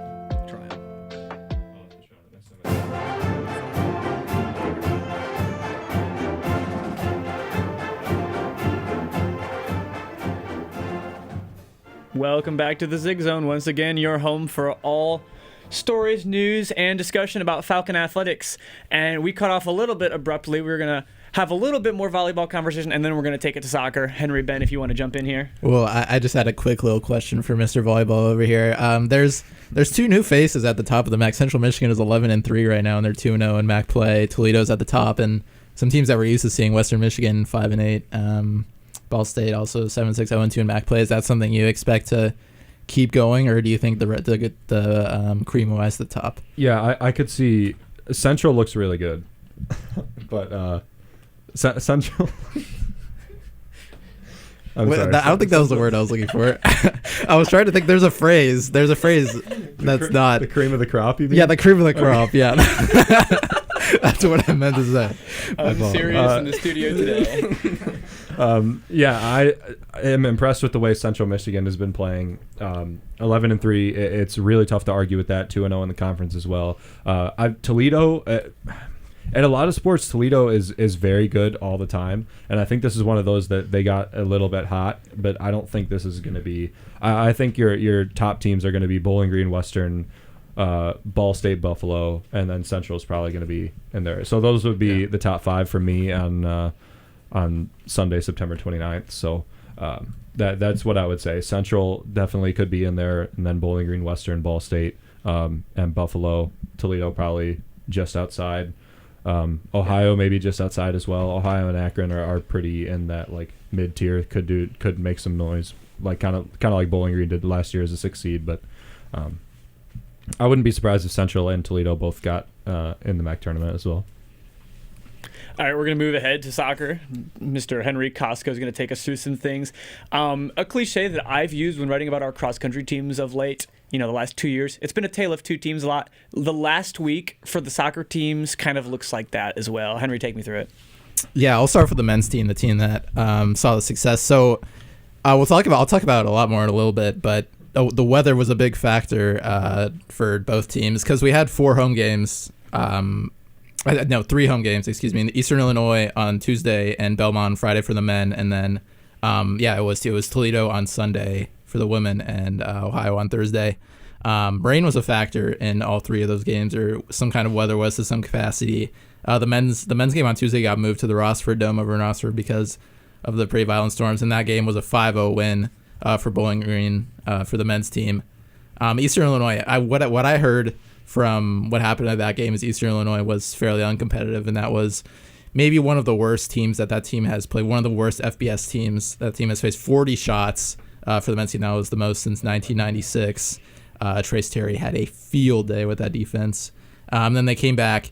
The big game for them this week was Belmont on Friday, and that game was windy and rainy, about as rough weather as you can get for September. The only thing that could have been worse if it was 30 degrees, but it was about 60 and rainy and windy there, but they came out with the win. They did what they needed to do, and I would look for another top 25 appearance for them, considering they only had the draw last week and they had 2 back-to-back wins this week. They already received 7 votes to be in it this week. They'll definitely. I think it's safe to say that they'll be in next week. You heard it here. Henry Costco, our resident seer, he made the prediction and was right previously on this show, calling it again. Bowling Green men back in the rankings. Talk about the women's team. Yeah, I was having a back-to-back with that. Yeah, the women's team didn't have quite the success that they were looking for after back-to-back wins against Ball State and Toledo last week, where they really got their offensive troubles fixed. And we saw what we like to see, where the team maybe has some struggles in non-conference where they're figuring everything out, but they came out and they performed in those 2 games.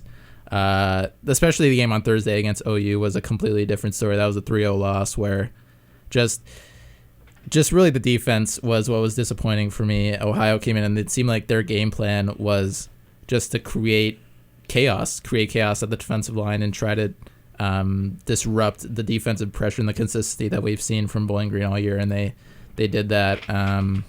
Is that going to be a weak point for women's soccer going forward? Is that ability? Because we've talked about this. It's the interesting aspect of the women's soccer is their ability to possess the ball, and their defensive players are very good. But it seems to me that if you get into that back line, you start disturbing like Ohio did. Yeah, maybe all the other MAC schools follow suit.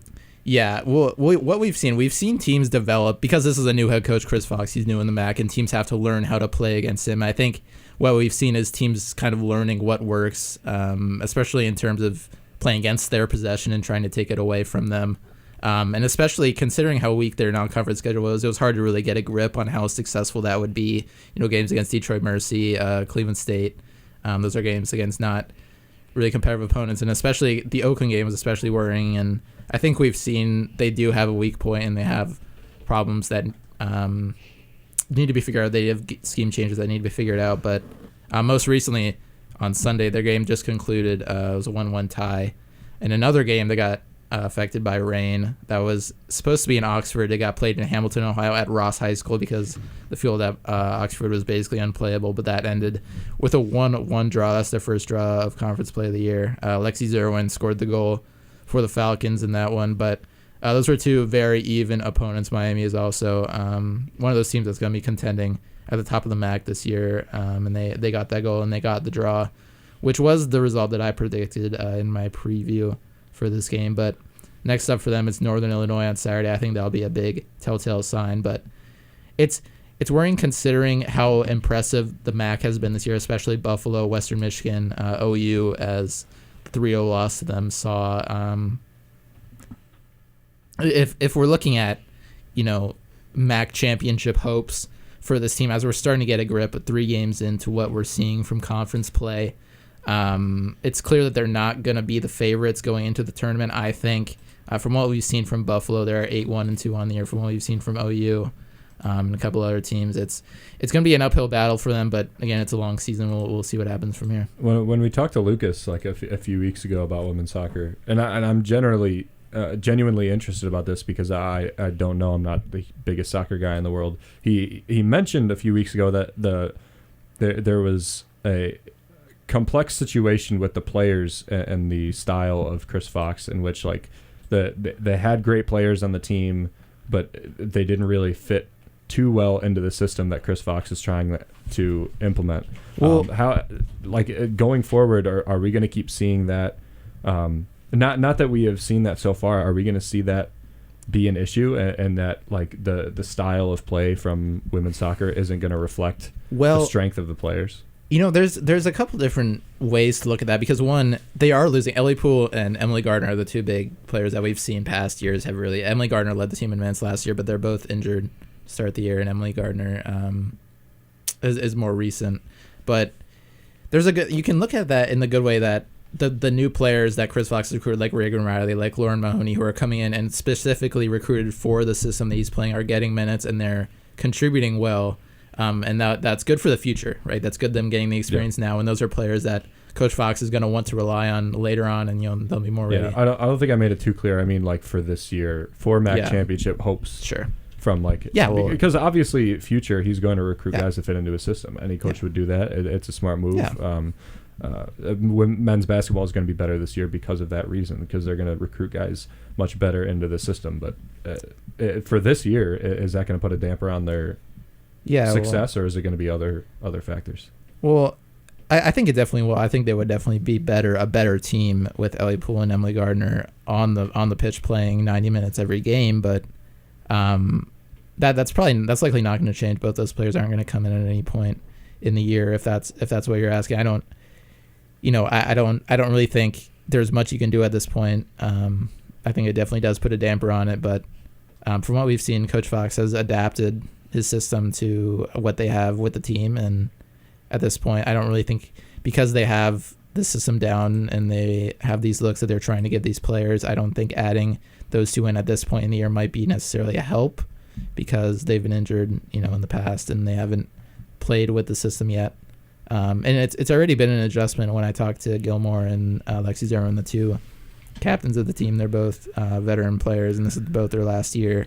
It was an adjustment for them to be able to come in and learn the system, and it took a lot. It took a lot for them to be able to contribute. And we've been seeing those players get better and better, and become especially for Gilmore, possessing the ball so much more than she had ever before, really. So definitely for her, I could see how that be an adjustment. Yeah, the defenders' roles are completely increased, especially Gilmore.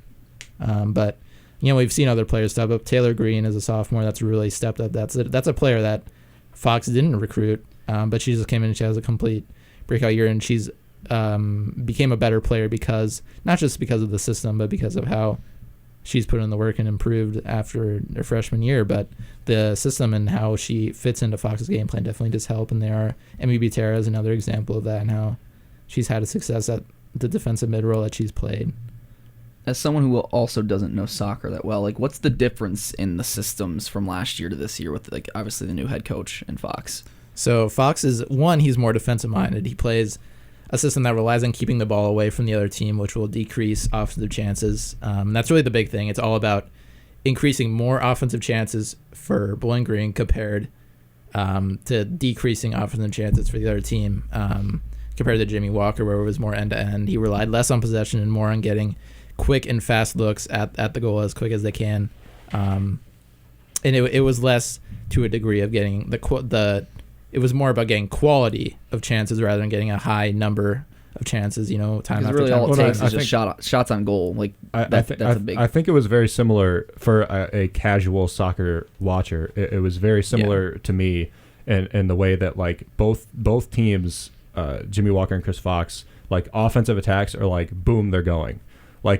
For Chris Fox, they possess the ball a lot, and then they find a good seam or something, and they just boom, they go, and they get a good shot on goal like that. Jimmy Walker was more like the other team would have the ball for a while, they'd get it back, and immediately boom, they're gone. Yeah, and it was very similar in that regard. But on the same token, like watching Bowling Green, Mhm. I mean, as a casual soccer fan, kicking the ball around behind the defense, it's hard for me to appreciate. And I'm sure it's a successful style. He was successful at Morehead State, right? Yeah, that's one of the problems that me and Lucas talk about.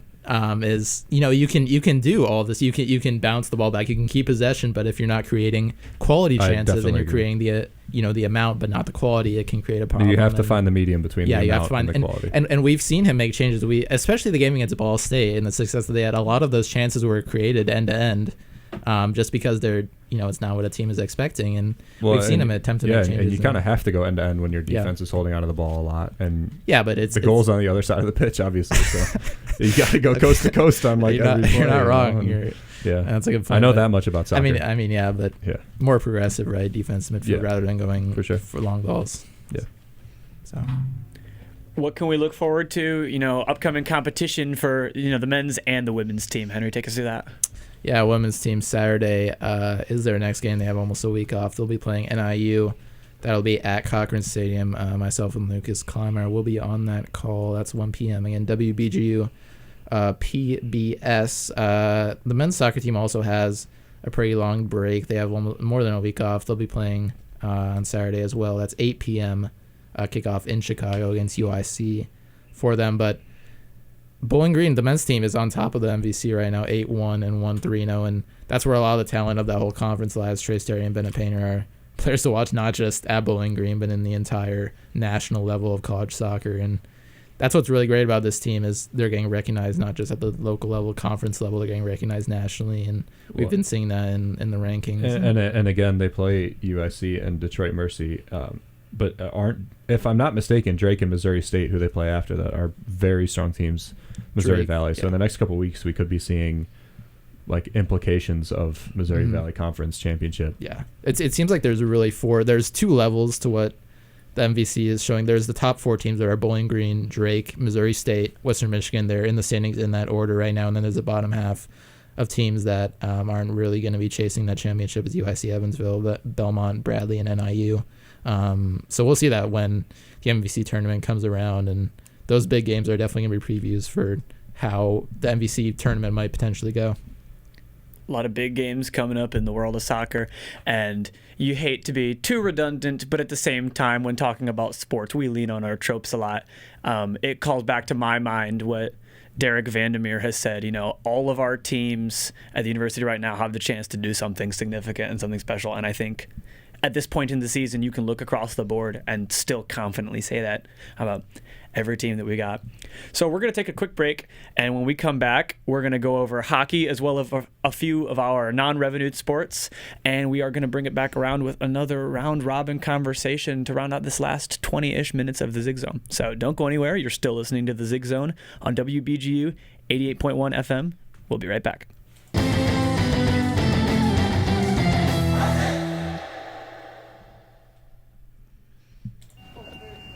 Hi, this is head coach Daniela Tomic, and you're listening to Falcon Media Sports Network's coverage of BGSU volleyball on 88.1 FM WBGU, your home for all of BG athletics. Now let's get back to all the action.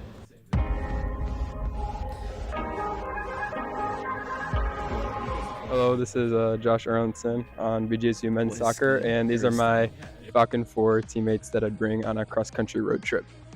First, I'll say Trey Sterry, because he's the Ox man, good vibes, good music, whole time cross country. Beto, because I've lived with him for 3 years, so I know he won't annoy me, and I know he'll be prepared for the trip too. B-Game, he'd plan a good trip, so that's probably why B-Game. And then the last one would be Jake Lane, because energy the whole trip, that'd be good for the vibes too.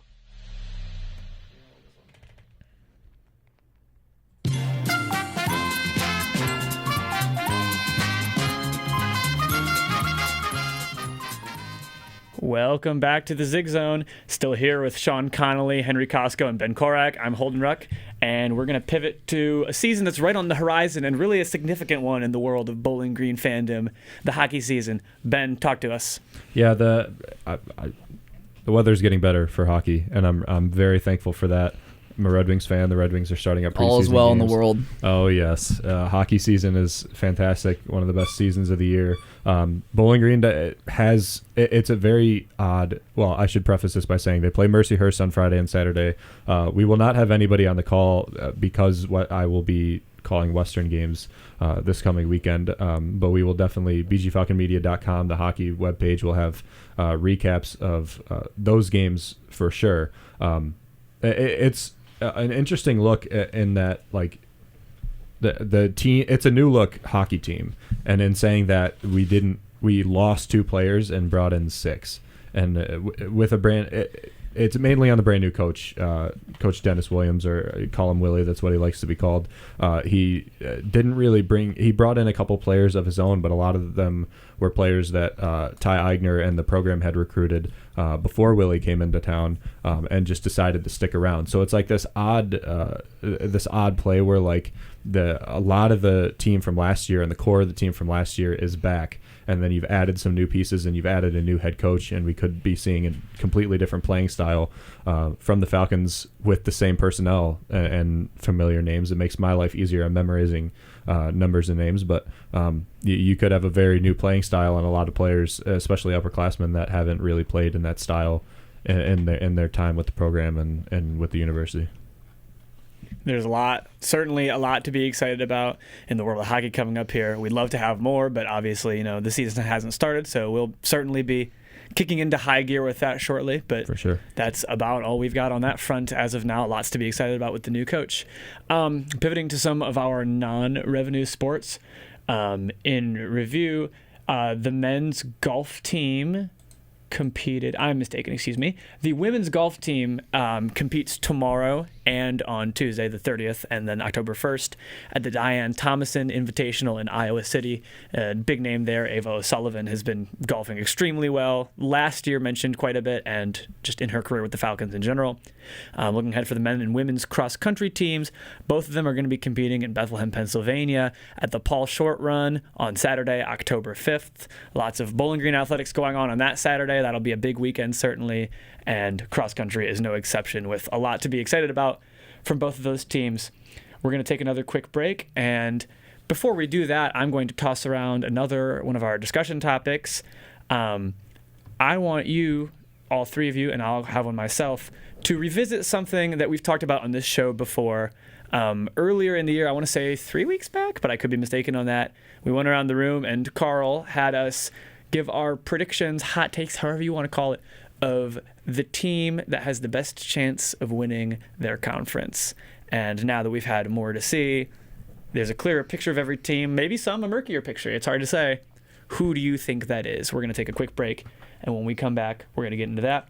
You're listening to the Zig Zone Show on WBGU 88.1 FM. Don't go anywhere.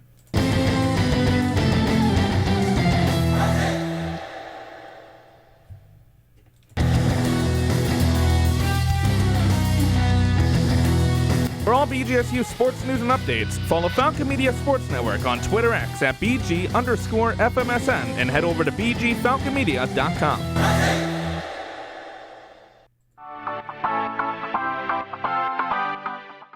What's going on, guys? I'm Darius Lorfield's junior safety here at BG. My Falcon 4 favorite things for homecoming, definitely seeing some of the alumni, the big crowd, hearing them roar. The Falcon Walk pregame, getting to see more people, and then just winning the game overall and celebrating after. Go Falcons.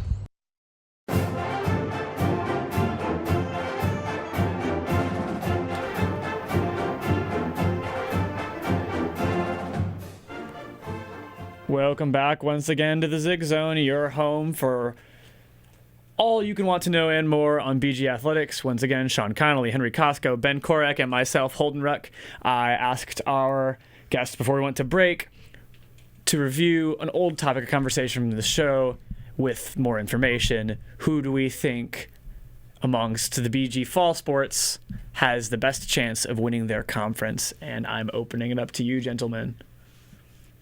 This is sad because I am on record from I believe this was the first episode on saying that football had the best chance. Same. And I think it is stained from what I saw yesterday, and maybe this is this. I am 100% sure this is stained on what I saw yesterday. But based on what I saw this weekend from volleyball and from football, I think I'm going to pivot my answer from BG football to BG volleyball.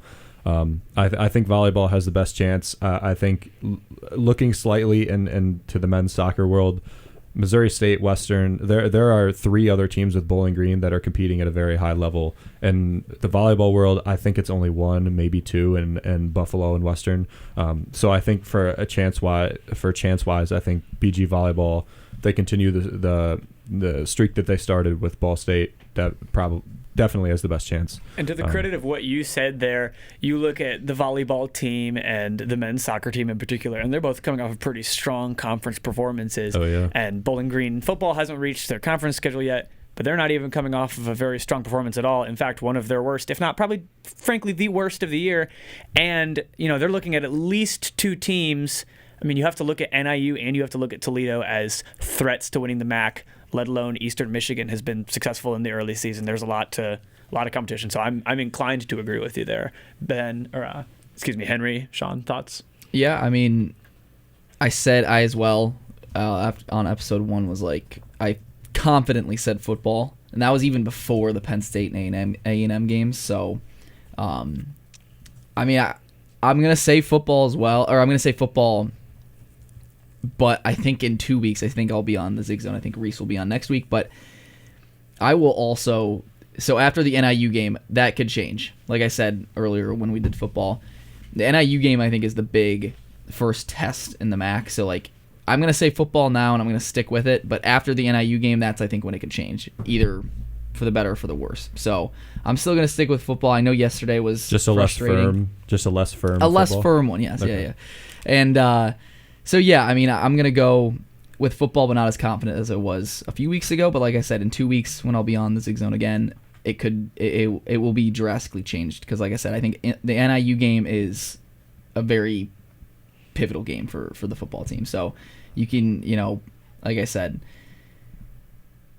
if you win that game and win it convincingly, even if you, like I said, you win by a touchdown or 10, but you have control. I think, like I said, the time of possession for the football game yesterday was like 38-21 or something like that earlier when I said that. That you have to have that kind of game and then dominate as well. Yesterday, you can't have that and still lose. That's just, in my opinion, embarrassing. So, like I said, the NIU game is going to be the big test, in my opinion. I should also put that caveat on BG volleyball, too, because they play Toledo and Western Michigan twice, which is 3 very tough games this weekend. So they could come out 2-3. They could come out 5-0. So in 2 weeks, when I'm back on the show, maybe Chaz McNeil will have a different answer on Sunday. So it's all dependent. I hope we do this every week. This is a fun question to keep revisiting. As teams keep winning, losing, especially when MAC play comes into because now be a factor, almost every team is in MAC play now. So you can actually make a conceded argument. Check back with me after the NIU game, and I said, my answer could change. It could stay the same. Yeah, I think I have to do my due diligence here and back my men's soccer team here, because I think you're forgetting this is a top 30 RPI team in the nation. Western Michigan was top 5 earlier in the year. They've had not a great start. They've had 2 draws. Our bench asked me, what's the RPI? Mouthed in the studio. I didn't want to say it out loud. I'm sorry. That's fair. Maybe I should clarify that. So RPI is... For us soccer casuals. That was a broad term. They haven't actually... I don't think they've released the RPI. I thought it said RBI. Yet. I'm like, runs batted in. We're in the fall. What the heck is this? Yeah. So RPI it's an NCAA ranking. It ranks every team in D1 first to last. So how is the ranking done though? Is it like voting points? I believe it's voting. Okay. It's like the same way they do the top 25 pretty much. All right. Okay. So so they're a top 30 RPI team. It's because that's better than saying just outside the top 25. I think that makes them sound a little bit better. No, that's fair enough. Yeah. So I just I didn't want to be exposed on the Zig Zone for not knowing what RPI is. Okay, I guess. It's good clarification. But yeah, I mean, I think even especially with Western Michigan's drop off, because they beat 3 top 15 teams to start the year, and they're looking a lot more beatable in conference play. Me and Lucas talked about that. I know I talked about that to Carl. They were kind of looking superhuman to start the year, and they've come back down to earth, and I think Bowling Green's been getting better, and this is a generational mix of talent on this team. You have the sophomore standout, the sophomore stud, Ben Opinion. You have Trace Terry, junior year, breakout year, and then you have the veteran talent. You have Graves in the goal, and Anaya, solid 50-year players that are, they've been around and they know how to lead a team, and I think it's the perfect formula. If any year is the year, this is the year for the men's team. All right. Well, we have a lot of backing over Older, around what's your sports answer? scene. Naturally, I'm going to go with what I've already. I won't say conned. I will say convinced Carl into believing. I do think that from what we've seen, that the cross country chance team could make a splash, because for them, like a lot of sports, you could explode in a good way any given Saturday. You know what I mean? It's the kind of thing where out of nowhere, not that it would be unexpected per se, but they can just boom and have a good day and run with any of the top dogs. And in their competition this year, they've shown pretty clearly that they have the talent to hang with not only conference competition, but even, powerhouses outside of conference in the region, such as Ohio State. So I would have to place it there, although I am on record previously, when we originally talked about this, saying that my take was football. And I do think, once again, it could really go any number of ways. I think we have a number of teams who really stand to make a splash when push comes to shove. We're going to pivot a little bit because we discussed this briefly pre-show, and we've been largely focused on football because they certainly had a lot to talk about from this weekend's performance, yesterday's performance, I should say. And so setting a line at 6.5 wins for the remainder of the season. There are 8 MAC games ahead for Bowling Green football. I think you should give us a schedule preview. We should do a little schedule preview. Seems I think effective. I have it up right here. So we have Akron on October 5th, away in Akron, Ohio. Northern Illinois in the Deutsch L. Perry Stadium on October 12th. The time is to be announced.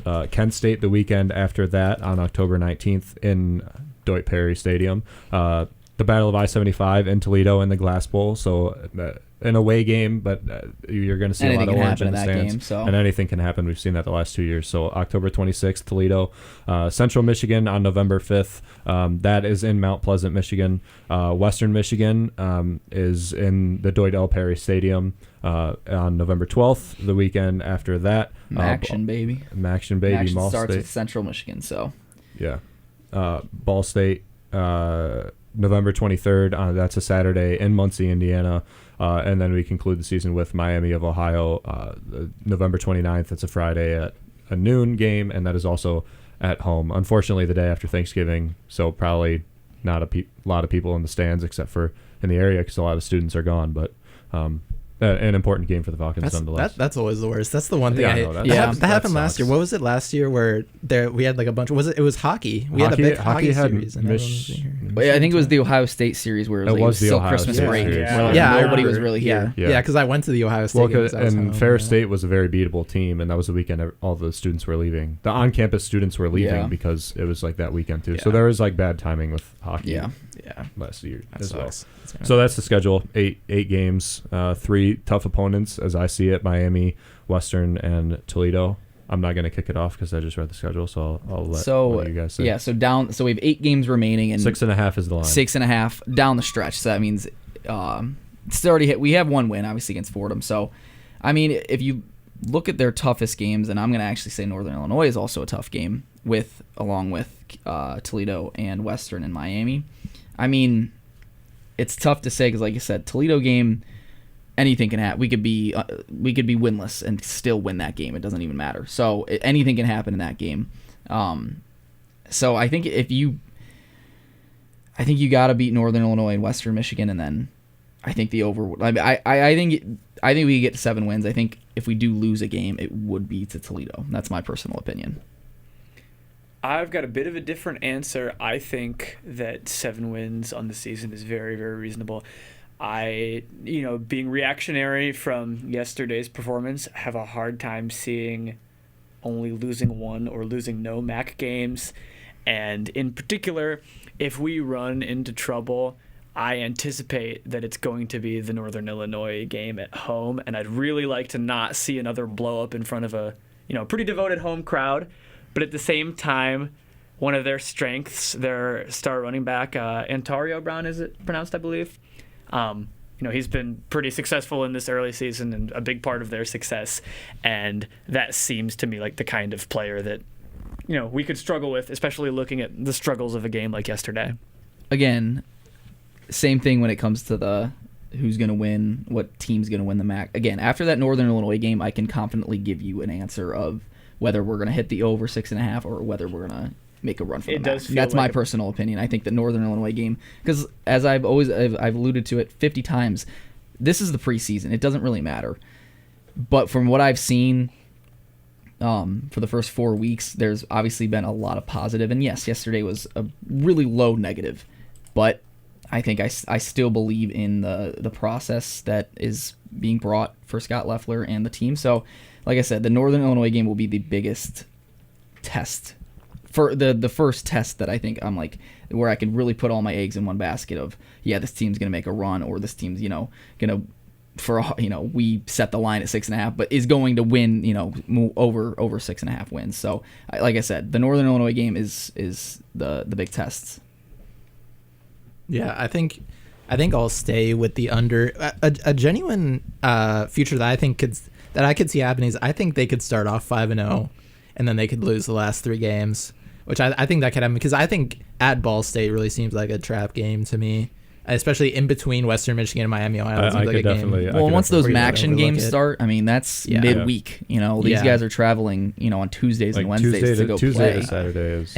Yeah. So anything can really happen in those games, and I know that Ball State game is weird how it's on a Saturday. I really don't know what the scheduling was like for that, because that technically is MACtion. You do have that long weekend between Western and Ball State, November 12th and November 23rd. I feel like that might do. I don't know. That might be good that late in the year, but I feel like that would just depends on the health condition of the team as well. It also feels interesting, like unlike prior years, the Toledo game has 4 games after that are in the regular season, and it's been almost 2 weeks later. That feels like an interesting placement. Yeah, it is. Well, I think it's in week 1. I think we alluded, or our first Zig Zone we alluded to. It's like that game should always be on a Saturday, so it's usually second to last game when it's on a Wednesday or a Thursday or whenever it is. Now it's on a Saturday. It's going to be your last Saturday game, or I guess technically the Ball State game is as well, but that's your last true Saturday game of like college football, October, crisp in the air before it really gets to, you could potentially get a snow game in one of these November games. Now that it can't happen in October, but it's more likely in November. It's supposed to be, colder in November and all that. So,